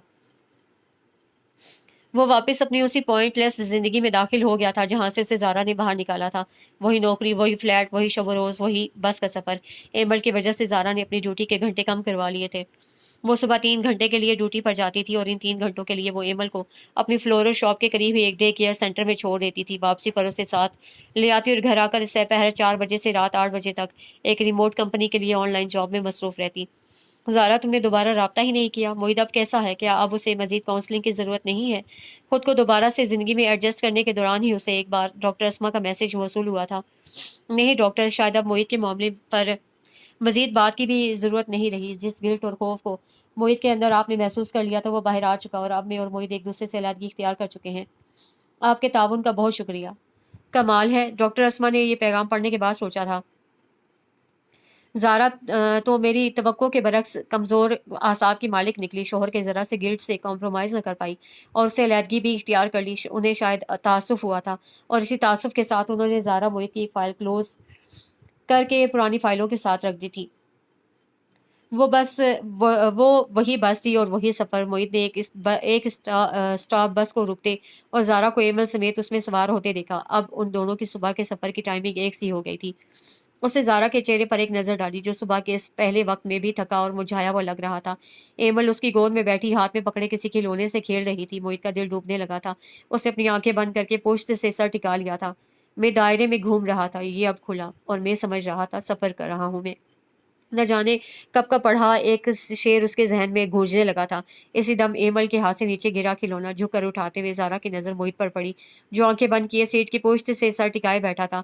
وہ پہلے کی نسبت بہت کمزور ہو چکا تھا، اس کی شیپ بڑی ہوئی تھی اور لباس شکن آلود تھا۔ اس کی کنپٹیوں کے قریب بالوں میں سفیدی بھی جھلکنے لگی تھی۔ صبح کے وقت جب لوگ تازہ دم اور حشاش بشاش گھروں سے نکلتے ہیں، موعد کے چہرے پر دن بھر کی تھکن ابھی سے چھائی نظر آ رہی تھی۔ اس کے دل میں کچھ چبھنے لگا تھا۔ کھلونا واپس ایمل کے ہاتھ میں دے کر اسے اپنا دھیان دوسری جانب موڑ لیا تھا۔ کبھی کبھی ہم کچھ چیزوں اور خاص لوگوں کو جن سے ہم محبت کرتے ہیں اس لیے نہیں چھوڑ دیتے کہ ہم ان سے اس قدر محبت نہیں کر رہے تھے جتنی محبت کے قابل انہیں سمجھتے تھے، بلکہ کبھی ہم انہیں اس لیے بھی چھوڑ دیتے ہیں کہ ہم ان سے پوری شدت سے محبت کرتے تھے۔ تیزی سے چلتی بس کی کھڑکی کے باہر بھاگتے منظروں پر نظر جمائے وہ سوچ رہی تھی۔ وہ شخص جسے نادر کی موت کے بعد تلاش کرنے کی اسے اس لیے شدید خواہش تھی کہ وہ اسے تلاش کر کے ایک بار اس کے منہ پر تھوک دے گی، اس لیے کہ وہ اس شخص کو سزا نہیں دلا سکتی تھی، اس کے پاس اس کے خلاف کوئی ثبوت نہیں تھا، لیکن منہ پر تھوک کر وہ اسے یہ تو بتا سکتی تھی کہ وہ کس قدر نفرت کیے جانے کے قابل تھا۔ وہ ایک بار اسے بتانا چاہتی تھی، اسے وہ وقت دکھانا چاہتی تھی جب اس کی بے حسی کے باعث نادر سسک کر مر گیا تھا، اور اس کی موت کی اطلاع اس کی ماں کو دی گئی تھی جس نے ایک عمر کانٹوں پر چل کر اپنی اولاد کو جوان کیا تھا، اپنے لمبے اونچے جوان بیٹے جس کے مستقبل کے لیے اسے نہ جانے کیا خواب آنکھوں میں بن رکھے تھے، کی موت کا صدمہ برداشت نہ کر کے دنوں میں چارپائی سے جا لگی تھی اور پھر اسے اٹھ نہ پائی تھی۔ زارا نادر کے حادثے پر بے حسی سے بھاگ نکلنے والے شخص کو بتانا چاہتی تھی کہ وہ ایک نہیں دو انسانی جانوں کا قاتل تھا، وہ دو انسانی جانیں جن کے ساتھ خود اس کی اپنی زندگی پل پل جڑی تھی، اور جن کے آگے پیچھے دنیا سے چلے جانے کے بعد زندگی نے اسے کیا دن دکھائے تھے وہ صرف وہی جانتی تھی۔ نہ جانے کتنے برس اس نے اللہ سے یہ دعا کرتے گزارے تھے کہ زندگی میں ایک بار ضرور وہ شخص سے کہیں سامنا کرا دیتا، کہ ایک بار وہ اپنے اندر کا زہر اس کے سامنے اڈیل سکے، اسے بتا سکے کہ وہ کتنا گھٹیا اور گرا ہوا انسان تھا۔ لیکن اس کی قسمت کی اس کی اتنی شدت سے مانگی دعا قبول ہوئی بھی تو بس شکل میں ہوئی بھی تو کس شکل میں؟ وہ شخص جسے ملنے کی آرزو دل میں لیے وہ جی رہی تھی، اسے ملا بھی تو کس روپ میں؟ ایک دم اس کا حلق کڑواہٹ سے بھر گیا۔ اپنے مجرم، اپنے بھائی اور ماں کے قاتل کے ساتھ وہ اتنے مہینے اس کی بیوی کی حیثیت میں زندگی گزارتی رہی تھی، اور پھر المیہ یہ تھا کہ وہ اس شخص کی بچی کی ماں بھی بن گئی تھی۔ اسے یاد آیا وہ دن جب موعد اس کے سامنے ہاتھ باندھے اعتراف گناہ کر رہا تھا، وہ اسے معافی کا خواستگار تھا، رو رہا تھا، رحم چاہتا تھا، جبکہ اس کی بات سنتے ہوئے اس کا دل صرف موعد ہی کو نہیں، اس گھر میں موجود ہر شے حتیٰ کہ خود اپنے وجود کو بھی آگ لگا دینے کو چاہ رہا تھا۔ موعد کی محبت میں سرتاپا ڈوبی وہ اس کے لیے سرتاپا نفرت کا شکار ہو چکی تھی۔ کیا کبھی وہ شخص معافی کا حقدار ہو سکتا تھا؟ نہیں۔ 2 دن 2 راتیں سوچتے رہنے کے بعد اسے فیصلہ کیا تھا موعد کے لیے اس کے پاس معافی کی کوئی گنجائش نہیں تھی۔ اس نے اس علیحدگی کا فیصلہ کر لیا تھا جو موعد کا خوف بن کر اس کی زندگی کو گھن کی طرح کھاتی رہی تھی، اور اب وہ اسے ایک شہر کے مکین 2 کناروں کے فاصلے پر اسی راستے اسی بس کے دوبارہ سے ہم سفر بن چکے تھے، اور اسی بس میں سوار ہوتے اترتے کسی دوسرے مسافر کو بھی علم نہ ہو پایا تھا کہ اس سفر کے دوران 2 زندگیوں کی کیسی کہانی تخلیق ہو کر ختم بھی ہو چکی تھی۔ موعد کا سٹاف اناؤنس ہو رہا تھا اور اپنا لیپ ٹاپ بیگ سنبھالتا بس سے اتر رہا تھا۔ اترنے سے پہلے اسے ایک نظر زارا پر ڈالی تھی۔ اتفاق کی بات تھی کہ زارا بھی اس کی طرف دیکھ رہی تھی۔ دونوں کی نظریں لمحہ بھر کے لیے ملی اور پھر دونوں ہی نے ایک دوسرے سے نگاہ چرا لی تھی۔ موعد اسٹاپ پر اتر کر ہجوم میں گم ہو چکا تھا اور زہرا نے نظریں اسی سیٹ پر جما لی تھیں جس پر کچھ دیر پہلے موعد بیٹھا تھا۔ کبھی وہ شخص تھا، ہم تھے اور اتنی باتیں تھیں، اور اب وہ شخص ہے، ہم ہیں اور ایک خاموشی ہے۔ وہ سوچ رہی تھی اور اس کے چہرے کی رنگت زرد ہو رہی تھی۔ وہ اس مختصر سے فلیٹ کے لاؤنج میں فرش پر بیٹھی گفٹ باسکٹ کا ایک آن لائن آرا مکمل کر رہی تھی۔ ایمل اس کے قریب ہی فرش پر بیٹھی اپنے ارد گرد بکھرے کھلونوں سے کھیل رہی تھی۔ اب وہ 8 ماہ کی ہو چکی تھی۔ اس نے سامنے کے چند دانت بھی نکال لیے تھے اور چیزوں کو پکڑ پکڑ کر چلنے بھی لگی تھی۔ ایک آدھ دن میں زارا اس کے لیے واکر خرید کر لانے والی تھی۔ جوں جوں ایمل بڑی ہو رہی تھی اس کی ضرورت کی چیزوں میں بھی اضافہ ہونے لگا تھا۔ معید اگرچہ ایمل کے اکاؤنٹ میں اس کے لیے ہر مہینے ایک معقول رقم باقاعدگی سے ٹرانسفر کرا رہا تھا، لیکن زارا وہ رقم ایمل پر خرچ نہیں کرنا چاہتی تھی۔ ایمل اگر اس کی تھی تو صرف اس کی تھی۔ وہ اپنی بیٹی پر ایک ایسے شخص کا سایہ نہیں پڑنے دینا چاہتی تھی جو بدقسمتی سے اس کا باپ تھا، لیکن انسانی اور اخلاقی لحاظ سے اتنا گرا ہوا شخص تھا کہ اس کی جینس کا اثر بھی اپنی بیٹی میں آ جانے کا تصور زارا کو ہلا دیتا تھا۔ اسی لیے وہ ایمل کی خاطر خود اپنی محنت سے اتنا کما لینا چاہتی تھی کہ اس کی ہر ضرورت پوری کر سکے۔ اس نے خود کو کام میں اتنا مصروف کر لیا تھا کہ کبھی کبھی دن کے 24 گھنٹے بھی اسے کم لگنے لگتے تھے۔ فلورسٹ شاپ پر کام کرنے اور آن لائن جاب کے علاوہ اب اس نے آن لائن گفٹ باسکٹس تیار کرنے کا کام بھی شروع کر رکھا تھا۔ یہ سب کام ایمل کے اور پھر گھر کے وہ کام وہ زندگی کے سارے مختلف دائروں میں الجھ کر رہ گئی تھی، لیکن اس کا خیال تھا کہ یہ وقتی مشکل تھی۔ ایک دن ایسا بھی آنے والا تھا جب وہ زندگی میں اپنے قدم جما چکی ہوگی اور اس کی اور ایمل کی زندگی سنبھل چکی ہوگی۔ شکر تھا کہ ایمل کے سلسلے میں معید نے کبھی اسے تنگ نہیں کیا تھا، جبکہ وہ اس کا باپ تھا۔ اس سے کورٹ کے ذریعے بھی ملاقات اور اس کے ساتھ وقت گزارنے کی اجازت لے سکتا تھا، لیکن شاید وہ روز کے بس کے سفر میں ایمل کو دیکھ لینے پر ہی خوش تھا۔ اس نے کبھی وہاں بھی ایمل سے بات کرنے یا اسے اپنی طرف متوجہ کرنے کی کوشش بھی نہیں کی تھی۔ شاید اسی لیے زارا نے بھی بس بدلنے کی کوشش نہیں کی تھی۔ وہ معید کو بس کے باقی مسافروں کی طرح ایک مسافر سمجھ کر ہی وقت گزارنے کی عادی ہو چکی تھی۔ ایک معید کی خاطر بس اور روٹ بدل لینے سے اس کا کافی وقت ضائع ہوتا، شاید اس لیے اسے یہ کوشش نہیں کی تھی۔ زندگی اچانک بنا اسے پوچھے اس کے سامنے اس کے لیے ایسے چیلنجز لے کر آن کھڑی ہوئی تھی کہ کسی دوسری بات پر غور کرنے کا اس کے پاس وقت ہی نہیں بچتا تھا۔ اور اب یہ ایمل کی واکر نے کام سے ہاتھ روک کر فون پر ایک بڑی بیبی شاپ پر واکرز کی قیمت چیک کی۔ اف، بہت مہنگی ہے بھائی، اسے جھرجھری سی آ گئی، لیکن خیر کوئی بات نہیں، برتھ ڈیز کا سیزن چل رہا ہے، 2-4 مزید ایسے آرڈر مل گئے تو واکر کیا، ایک بہترین پش چیئر بھی خریدی جا سکتی ہے۔ وہ فون رکھ کر دوبارہ کام میں مگن ہو گئی۔ ہم تیرے بعد گرے خستہ مکانوں کی طرح، کہیں کھڑکی، کہیں کنڈی، کہیں در چھوڑ گئے۔ بہت دن بعد اس اتوار کو چھٹی کے دن معید نے خود کو آئینے میں دیکھا تھا، اور آئینے نے اسے اس کی جو شکل دکھائی تھی اسے دیکھنے کے بعد سے اس کی زبان سے یہ شعر جیسے چپک کر رہ گیا تھا۔ اس نے اپنے ارد گرد نگاہ ڈالی، وہی بے ترتیب ماحول، وہی منتشر کمرہ، وہی ایک وقت کا کھانا، ڈھابے کی چائے اور بنا استری کے کپڑے، اس کا کمزور پڑتا وجود، بالوں میں وقت سے پہلے اترتی چاندی، آنکھوں پر نظر کا چشمہ اور بے مقصد زندگی۔ تو پھر وہ جو درمیان میں آیا تھا وہ کیا تھا؟ ایک وقفہ، سراب یا خواب، یوں جیسے جشن میں زدن میں آیا اور یوں نکل گیا۔ بھلا یہ وقفہ، یہ سراب یا پھر خواب درمیان میں آیا ہی کیوں تھا؟ زندگی تو ویسے بھی گزر ہی جانی تھی۔ اس نے نہ جانے کس سے سوال کیا تھا، تم ابھی تک نہیں سمجھے کیا؟ اس کے اندر سے آواز آئی تھی۔ درمیان کا یہ وقفہ نہ آتا اور تم یوں ہی زندگی گزارے چلے جاتے تو برسوں پہلے اپنے کیے کی غلطی کی یاد نہیں آتی، یاد نہیں کیسے آتی؟ اس غلط پر پچھتاؤ، پھر غلط شرمندگی اس کا کفارہ کیوں کر ادا کر پاتے؟ اپنی غلطی کی معافی کیسے مانگ پاتے؟ توبہ کا موقع کیسے مل پاتا؟ تم سمجھتے کیوں نہیں کہ وہ ملنا اور پھر یوں بچھڑ جانا تمہارا کفارہ ہی تو ہے؟ شکر کرو ادا ہو گیا، ورنہ یوں ہی غفلت میں پڑے دن گزارتے رہتے۔ اچھا تو پھر اگر ایسا ہے تو یوں ہی صحیح۔ وہ بے بسی سے مسکرایا تھا اور دوبارہ نظر اٹھا کر خود کو آئینے میں دیکھنے لگا تھا۔ کہیں قریب اس کے فون کی گھنٹی بجی تھی۔ اس نے چونک کر فون اٹھایا تھا اور آن کر کے کان سے لگا لیا تھا۔ ہاں حفیظ، میرا کام ہو گیا یا نہیں؟ وہ کس سے کہہ رہا تھا؟ مجھے تم دونوں کی علیحدگی کی خبر سن کر یقین مانو بہت حیرت ہوئی تھی۔ حیرت کیا، ایک دم شوق سا لگا تھا۔ اس روز ڈاکٹر اسما شہریار اچانک زارا کو مارکیٹ میں ملی تھی۔ میں نہیں جانتی تم معید کے گلٹ اور خوف کی وجہ جان پائی تھی یا تمہاری علیحدگی کی وجہ کچھ اور تھی، لیکن میں یہ سوچ کر ہی کتنے دن حیرت زدہ رہی، وجہ کچھ بھی ہو تم معید سے علیحدہ کیسے ہو گئی؟ تم تو پور اس کی محبت میں ڈوبی ہوئی تھی، ایسی محبت جو کسی بھی غلطی کو معاف کر دینے پر قادر ہوتی ہے۔ کیا تم معید سے ایسی ہی محبت نہیں کرتی تھی؟ وہ زارا سے پوچھ رہی تھی۔ کیا وہ تمہارے لیے سب کچھ نہیں تھا؟ مشرق، مغرب، شمال، جنوب، تمہارا دن، رات، صبح، شام تمہاری روشنی اندھیرا، خوشی غمی سب کچھ۔ اور زارا انہیں جواب دیے بنا بس ان کی طرف دیکھتی چلی جا رہی تھی۔ اسے وہ الفاظ جوڑنے میں دقت پیش آ رہی تھی جس کے ذریعے وہ ڈاکٹر اسما کو بتا سکتی کہ وہ کس مشکل سے گزری تھی، کس مشکل سے گزر رہی تھی۔ اس دن کے بعد وہ دوبارہ ڈاکٹر اسما کو کبھی نظر آئی تھی، نہ ہی اسے ان سے رابطہ کیا تھا۔ اس کی بیٹی بڑی ہو رہی تھی اور اسے اس کے لیے بہت کچھ کرنا تھا۔ اس نے خود کو پیسہ بنانے والی مشین میں تبدیل کر لیا تھا، جہاں سے موقع ملتا وہ کام پکڑ لیتی تھی، اور دن رات کی اس مشقت میں شاید کب سے وہ رات کو سکون کی نیند نہیں سوتی تھی۔ لیکن وہ ایک مختلف رات تھی جب ایمل کو سلانے کے بعد لیپ ٹاپ پر کام کرتے کرتے اچانک اس کی آنکھ نہ جانے کب اور کیسے لگ گئی تھی۔ لیپ ٹاپ گود میں رکھے تکیے سے سر ٹکائے وہ بستر پر بیٹھی بیٹھی ہی سو گئی تھی، اور اس نیند میں اس نے وہ خواب دیکھا تھا جسے دیکھنے کی اسے ایک عرصے سے چاہ تھی۔ وہ خواب میں امی اور نادر کو دیکھ لینے کی دعا کر کے سوتی تھی، لیکن اس کی یہ دعا کبھی قبول نہیں ہوئی تھی۔ اس رات وہ دعا کیے بغیر ہی سو گئی تھی، لیکن خواب میں ساہیوال والے پرانے گھر کے صحن میں لگے نیم کے درخت تلے چاندنی رات میں امی اور نادر اس کے سامنے بیٹھے تھے، بالکل ویسے ہی جیسے اس وقت تھے جب اسے چھوڑ کر چلے گئے تھے۔ آپ دونوں نے پلٹ کر کبھی میری خبر ہی نہیں لی۔ وہ ان دونوں سے گلہ کر رہی تھی۔ یہ تم سے کس نے کہہ دیا؟ وہ امی تھی جو اس سے کہہ رہی تھی۔ ہم تو ہر وقت تمہارے پاس ہی ہوتے ہیں، تمہارے ارد گرد، لیکن مجھے تو کبھی آپ کے اپنے قریب ہونے کا احساس ہی نہیں ہوا۔ وہ منہ بسور کر بولی تھی۔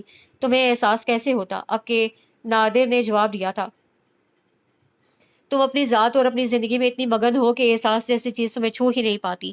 ایسے تو نہ کہو، کوئی دن ایسا کبھی نہیں گزرا جب میں نے آپ لوگوں کو یاد نہ کیا ہو۔ تم دونوں تو میری زندگی کا روگ بن کر میرے ساتھ رہتے ہو۔ تمہیں اندازہ ہی نہیں کہ وہ تم ہی تو تھے جس کی وجہ سے میں نے وہ کہتے کہتے رکی تھی۔ کہو رک کیوں گئی؟ نادر کہہ رہا تھا۔ وہ میں ہی تھا جس کی وجہ سے تم نے موہت کو چھوڑ دیا، یہی کہنے لگی تھی نا تم؟ زارا نے چونک کر پہلے نادر اور پھر امی کی طرف دیکھا تھا۔ دونوں کے چہرے چاند کی روشنی میں چمک رہے تھے۔ امی نے خفگی سے سر جھٹکا تھا۔ میں تو مر گیا تھا زارا، نادر کی آواز آئی تھی۔ مجھے تو یوں ہی مرنا تھا، اسی دن اسی وقت اسی طرح، وہ کہہ رہا تھا۔ وہ میرا مقصوم تھا۔ اس نے حیرت سے نادر کی طرف دیکھا۔ موہت تو بلا ارادہ اس حادثے کا شریک بن گیا تھا۔ ٹکر تو مجھے کسی اور نے ماری تھی، لیکن وہ تمہیں اسی طرح تڑپتے چھوڑ کر بھاگ گیا تھا۔ زارا کے لہجے میں غصہ اترا۔ اور کیا کرتا وہ؟ نادر ہولے سے مسکرایا تھا۔ جانتی ہو اس وقت اس کی عمر کیا تھی؟ اس کے حالات، اس کی تجربہ کاری، کبھی غور کیا ہے اس پر؟ لیکن انسانیت اور اخلاق، زارا نے کہنا چاہا۔ کس سے سیکھتا وہ یہ سب؟ سکھانے والی اس کی ماں تو دنیا میں تھی نہیں۔ ایک دن کے لیے بھی پکڑا جاتا تو اسے وہاں سے چھڑانے آنے والا بھی کوئی نہیں تھا۔ اوپر سے اس دوسرے لڑکے جو اصل مجرم تھا کہ ڈراوے۔ تم نے کبھی سوچا ہے کہ ان حالات میں موہت کی جگہ کوئی اور ہوتا؟ میں بھی ہوتا تو کیا کرتا؟ بھاگنا جانا جاتا تو اور کیا کرتا؟ وہ نادر تھا جو اس حادثے میں مر گیا تھا جس میں موہت انوالو تھا، اور اسی نادر کو مرتے چھوڑ کر بھاگ گیا تھا۔ یہ وہی نادر تھا جو مرنے کے بعد موہت کی صفائی پیش کر رہا تھا۔ تم نے تو زارا اس بات پر بھی غور نہیں کیا کہ اتنے برسوں بعد جب موہت کو پتہ چلا کہ اس حادثے میں نادر مر گیا تھا تو وہ کسی پچھتاوے اور شرمندگی میں مبتلا ہو گیا۔ اب یہ بات امی کہہ رہی تھی۔ وہ انسانیت سے اتنا عاری اور اخلاق سے ایسا گرا ہوا شخص ہوتا تو کسی پچھتاوے اور شرمندگی میں مبتلا ہوئے بغیر تمہارے ساتھ اسی طرح نارمل زندگی گزارے چلا جاتا۔ تمہارے فرشتوں کو بھی خبر نہ ہوتی کہ اس حادثے میں اس کا کوئی تعلق تھا۔ امی کے لہجے میں زارا کے رویے سے مایوسی تھی، دکھ تھا۔ اور چلو تم نے بڑا کارنامہ کر لیا، نادر کہہ رہا تھا۔ میرے حادثے میں ملوث ہونے کے اقرار پر موہت کو اپنی زندگی سے بے دخل کر کے اس سے اپنی نفرت کا اظہار بھی کر لیا، اسے سزا بھی دے ڈالی۔ لیکن کبھی اپنی اس بچی کے بارے میں سوچا ہے؟ اس کا کیا قصور ہے جو باپ کے ہوتے ہوئے بنا باپ کے زندگی گزارتی رہے گی؟ اپنا وقت یاد ہے جب ابو ہمیں چھوڑ کر چلے گئے تھے تو باپ سے محرومی نے ہم پر کیسا اثر چھوڑا تھا؟ ایک بار یاد تو کر کے دیکھو۔ نادر کے لہجے میں خفگی تھی۔ وہ تم سے معافی کا طلبگار تھا، اپنی غلطی کا اعتراف کر رہا تھا، شرمندگی اور پچھتاوے کا اظہار کر رہا تھا، اور تم اس کے سامنے خدا بن گئی، سزا جزا کی ٹھیکیدار بن گئی۔ ایک بار بھی اس کے ان حالات پر غور نہیں کیا جن میں وہ ڈر کر بھاگا تھا؟ واہ زارا واہ، کیا پیمانہ بنا لیا تم نے صحیح اور غلط کو جانچنے کا۔ جو مر گئے ان کی موت کی سزا زندوں کو دیتے ہوئے ایک بار بھی تمہارا دل نہیں کانپا؟ امی کہہ رہی تھی۔ تم نے مجھے سخت مایوس کیا زارا۔ مگر وہ اپنی صفائی میں کچھ کہنا چاہتی تھی، لیکن وہ اس کی بات سنے بغیر ہی چلے گئے، اچانک کہیں غائب ہو گئے تھے، اور وہ تنہا اس صحن میں نیم کے درخت کی شاخوں سے چھن کر آتی چاند کی روشنی میں فرش پر بیٹھی رہ گئی تھی۔ وہ زارا کا آف ڈے تھا اور موہت یہ جانتا تھا، جبھی اس روز وہ دفتر سے جلدی اٹھایا تھا۔ وہ اوائل مارچ کی ایک خوشگوار سپہر تھی جب وہ زارا کے فلیٹ تک پہنچا۔ فلیٹ کا بیرونی دروازہ لاکڈ تھا۔ اسے افسوس ہوا وہ بغیر کنفرم کیے زارا اور ایمل گھر پر تھیں یا نہیں، ادھر کیوں چلا آیا تھا، لیکن پھر اسے خیال آیا کہ وہ کنفرم کرتا بھی تو کس سے؟ زارا سے پوچھتا تو یقیناً وہ ادھر آنے اور ملاقات کرنے سے منع کر دیتی۔ یہاں آنے کا مقصد پورا نہ ہونے پر مایوس ہوتا وہ دو فلیٹوں کے درمیان بنی بیلکنی کے درمیان آ کھڑا ہوا۔ اس سے پہر ہوا خوشگوار تھی اور سارے میں بہار کی خوشبو پھیلی تھی۔ بیلکنی سے نیچے قریب ہی بنا پارک نظر آ رہا تھا جس میں بچے کھیل رہے تھے۔ جبھی ان کھیلتے بچوں میں سے اسے ایمل نظر آئی جو اب پاؤں پاؤں چلنا سیکھ چکی تھی۔ ایمل کو وہاں موجود دیکھ کر جیسے اس کے وجود میں بجلی سے بھر گئی۔ وہ تیزی سے لفٹ کے بجائے سیڑھیاں اترتا نیچے آیا تھا اور پارک کی طرف چل رہا تھا۔ پاؤں پاؤں چلتی ایمل ربڑ کے ایک چھوٹے سے رنگ برنگے بال سے کھیل رہی تھی اور اس کے قریب سنگی بینچ پر زارا اکیلی بیٹھی تھی۔ بال ایمل کے ہاتھ سے نکلی اور لڑکتی ہوئی موہت کے قریب آ کر ٹھہر گئی۔ اسے بال اٹھا کر ایمل کی طرف پھینک دی۔ جواب میں وہ اس کی طرف دیکھ کر کھلکھلا کر ہنسی تھی۔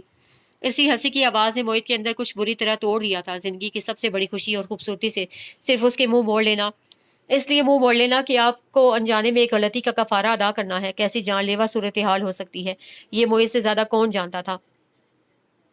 میں اس ہفتے کی رات کو کینیڈا فلائی کر رہا ہوں۔ تمہیں یہ بتانے آیا تھا کہ میں جا رہا ہوں، لیکن یہاں میرا جو کچھ بھی ہے، فلیٹ، بینک بیلنس اور ایک پلاٹ، وہ سب میں نے ایمل کے نام ٹرانسفر کر دیا ہے۔ مجھے لگتا ہے کہ جو میرا ہے اسے ایمل کے استعمال میں نہ لا کر تم زیادتی کر رہی ہو۔ انسان کتنا ہی گنہگار کیوں نہ ہو، اپنی اولاد کے لیے وہ ایک باپ ہوتا ہے۔ میں اپنے گناہ کی پاداش میں باپ ہونے کی حیثیت سے دستبردار ہوا، لیکن ایمل کو میری بیٹی ہونے کی حیثیت سے دستبردار کرا کے تم میرے ساتھ نہیں اس کے ساتھ زیادتی کرو گی۔ اسے آگے چل کر کسی شناخت کی ضرورت تو ہوگی، بھلے اسے یہ بتا کر سمجھا لینا کہ جس باپ کا نام اس کے ساتھ جوڑ رہی ہو وہ مر چکا ہے، لیکن اسے شناخت کے حق سے تو محروم نہ کرو۔ وہ زارا کے سامنے کھڑا کہہ رہا تھا۔ کیوں جا رہے ہو؟ زارا نے اس کی طرف دیکھے بغیر پوچھا تھا۔ اس لیے کہ اس شہر میں رہتے ہوئے اپنی بیٹی کے قریب نہ ہونے کی تکلیف مزید برداشت نہیں ہوتی۔ دور چلا جاؤں گا تو ہو سکتا ہے فاصلہ صبر کا عادی بنا دے، وہ نیچی آواز میں بولا تھا۔ بیٹھو۔ زارا نے بینچ پر آگے کھسکتے ہوئے اس کے لیے جگہ بنائی۔ وہ اتنی حیرت سے اس کی طرف دیکھا اور پھر کوئی سوال کیے بغیر بیٹھ گیا۔ میں نہیں جانتی کہ تمہارے پاس میرے لیے معافی کی کوئی گنجائش ہے یا نہیں، لیکن پھر بھی میں تم سے معافی مانگنا چاہتی ہوں۔ اب کہ زارا نے اس کی طرف دیکھا تھا، موہت کے چہرے حیرت اور بے یقینی سے پھیلی تھی۔ میں نے غلط کیا، بہت غلط کیا، جو تمہیں اس غلطی کی سزا دے ڈالی۔ جو تمہاری جگہ کوئی بھی ہوتا تو شاید اسی طرح کرتا جیسے تم نے کیا، بغیر یہ سوچے کہ تم مجھ سے نادر کی موت کا قصہ سن کر اور یہ جان کر کہ وہ اسی حادثے میں مرا تھا جس میں قدرت نے نہ جانے کیسے تمہیں بھی انوالو کر دیا۔ یہ بھی تو کر سکتے تھے کہ بغیر نادر کی موت کا احساس کیے، بغیر میری تکلیف اور اذیت کا خیال کیے، اسے محض ایک اتفاق قرار دے کر یوں ہی نارمل زندگی گزارے چلے جاتے جیسے ہم گزار رہے تھے۔ مجھے عمر گمان نہ ہوتا ان دونوں میں سے ایک تم تھے جو نادر کو مرتا دے کر چھوڑ بھاگے تھے۔ میں نے کب کی دل میں پالی ساری کی ساری نفرت تم پر انڈیل دی، یہ بھی نہ سوچا کہ وہ کیا خبر تھی جو تمہیں گلٹ میں مبتلا کر کے نارمل زندگی سے اتنی دور لے گئی۔ میں نے تو ایک لمحے کے اندر تمہاری اس بے پایاں محبت کو بھی جھٹک ڈالا جو تمہیں مجھ سے تھی، اور جس کے چھن جانے کے خوف کے تمہیں کسی روبوٹ جیسی زندگی کی طرف دھکیل دیا۔ مجھے ایک لمحہ کے لیے بھی یاد نہیں آیا کہ میری ماں نے مجھے تقدیر پر یقین کرنا سکھایا تھا۔ اس نے مجھے یہ بھی سکھایا تھا کہ سزا دینے سے معاف کر دینے والا بڑا ہوتا ہے۔ میں دل میں برسوں کی پالی نفرت کے ہاتھوں اتنی مغلوب ہو گئی کہ میں نے محبت کے ہونے کی اتنی بڑی حقیقت کو بھی جھٹلا ڈالا۔ میں نے کسی بھی معیار پر صحیح اور غلط کو پرکھے بغیر فتویٰ سنا دیا کہ محبت ہمیشہ رہنے والی چیز نہیں ہوتی، یہ ختم بھی ہو جاتی ہے اور مر بھی جاتی ہے۔ میں نے ان لوگوں کے لیے جو مر چکے تھے دو زندوں سے زندگی چھین لینے کو اپنا انتقام سمجھ لیا اور خوش ہو گئی، جو چاہتی تھی اللہ نے مجھ سے پورا کر دیا۔ وہ بول رہی تھی اور موہت ساکت بیٹھا سن رہا تھا، اور میں تو شاید اپنے فیصلے کے درست ہونے کے گمان میں مگن شاید جو ہی زندگی گزارے چلی جاتی، جو مر چکے ہیں جن کے مرنے کا بدلہ میں تم سے اور ایمل سے لے رہی تھی، خود آ کر تمہارے حق میں تھے، میری غلطی کا احساس نہ دلاتے۔ کیا مطلب؟ موہت بولے بنا نہیں رہ سکا۔ ہاں، زارا نے سر ہلایا تھا۔ وہ دونوں میرے خواب میں آئے تھے، دونوں کے دونوں، امی اور نادر، اور وہ خواب اتنا واضح اور صاف تھا کہ میں چاہ کر بھی اسے محض خواب سمجھ کر جھٹلا نہیں سکتی۔ انہوں نے مجھے یاد دلایا کہ میں کون ہوتی ہوں، سزا اور جزا کا اختیار اپنے ہاتھ میں لینے والی۔ میں کون ہوتی ہوں، تمہارے خلوص کو، تمہاری سچائی کو جانتے ہوئے بھی تمہارے معافی مانگتے ہاتھوں اور اعتراف کرتی زبان کو جھٹک دینے والی۔ میں کون ہوتی ہوں، ایمل سے ایک جیتے جاگتے باپ کا سایہ چھین لینے والی۔ اس کی آواز بھرانے لگی تھی۔ اپنی غلطی کا اعتراف کر لینا اور ہاتھ جوڑ کر معافی مانگ لینا کتنا مشکل عمل ہے، یہ آج میں سمجھ سکتی ہوں۔ اس نے موہت کی طرف دیکھا تھا۔ جب تمہارے سامنے اپنی غلطی کا اعتراف کر رہی ہوں، اور اس نے دونوں ہاتھ موہت کے سامنے جوڑ دیے، تم سے اپنی غلطی کی معافی مانگ رہی ہوں، یہ مشکل کام تم نے کیسے کیا ہوگا مجھے آج احساس ہو رہا ہے، لیکن جو میں نے غلط کیا ہو سکے تو اس پر مجھے معاف کر دو۔ میرے ہاتھ جوڑے ہیں اور زبان اعتراف کر رہی ہے۔ میں جانتی ہوں تمہارا دل مجھ سے کہیں زیادہ بڑا ہے، کوئی یوں ہی تو اپنی زندگی کی ہر خوشی سے دستبردار نہیں ہو سکتا، اس کے لیے تمہارے جیسا بڑا دل چاہیے ہوتا ہے۔ معاف کر دو مجھے، نہ کر سکو گے تو بھی مجھے گلہ نہیں ہوگا، کیونکہ تم معاف نہ کرنے کا حق رکھتے ہو۔ وہ اب آنسوں کے ساتھ رو رہی تھی اور موہت بے یقینی سے ایک ٹک اس کی طرف دیکھ رہا تھا۔ اللہ اتنا اور ایسے میں بھی مہربان ہو سکتا ہے، وہ بھی اچانک بغیر کسی توقع اور امید کے وہ سوچ رہا تھا۔ وہ تو جلا وطن ہونے کا اعلان کرنے یہاں آیا تھا، اللہ نے اس کے سامنے گھر لا کھڑا کیا تھا۔ وہ رہی صحیح خوشی جو بس کے سفر کے دوران زارا اور ایمل کو دیکھ لینے پر اسے ملتی تھی، اسے بھی دستبردار ہونے یہاں آیا تھا۔ اللہ نے خوشیوں کا پورا باغ اسی کی نظروں کے سامنے کھلا دیا تھا۔ اللہ نے شاید اس کا کفارہ قبول کر لیا تھا، اس کی توبہ قبول کر لی گئی تھی، اس کو جلا وطنی اور در بدری سے بچا لیا گیا تھا۔ وہ اچانک مل جانے والی خوشی کے آنسو تھے جو اس کی بصارت کو دھندلا رہے تھے۔ اس نے انگلیوں کی پوروں سے ان آنسوں کو صاف کیا تھا اور زارا کے جڑے ہاتھوں پر ہاتھ رکھ دیے تھے۔ مجھے گنہگار مت کرو زارا، تم نے میری معافی کی درخواست قبول کر لی، آج میں دل کے ہر بوجھ سے آزاد ہوا۔ بس تو پھر کہیں بھی جانے کی بات مت کرو، یہیں رہو ہمارے پاس۔ میں اور ایمل تمہارے بغیر اکیلے ہیں، ہمیں تمہاری ضرورت ہے۔ وہ کہہ رہی تھی، ہم تینوں ایک دوسرے کے بغیر اکیلے ہیں، ہم تینوں کو ایک دوسرے کی ضرورت ہے، اور اگر ہم تینوں اکٹھے ہیں تو شاید ہمیں کسی اور کی ضرورت نہیں۔ موہت نے خوشی سے لرزتی آواز میں کہا تھا اور شکر ادا کرنے کے انداز میں سر اٹھا کر آسمان کی طرف دیکھا تھا۔ پارک میں آگے رنگ برنگی پھولوں کے قطعات کے درمیان ایمل اپنی بال سے کھیلتی پھر رہی تھی، اور ذرا فاصلے پر سنگی بینچ پر بیٹھے اس کے ماں باپ کو اس نکتے کی سمجھ میں آنے لگی تھی، الگ الگ زندگی گزارتے گزارتے اچانک مل جانے کے بعد ان دونوں کے درمیان وہ وقتی فاصلہ کیوں آیا تھا۔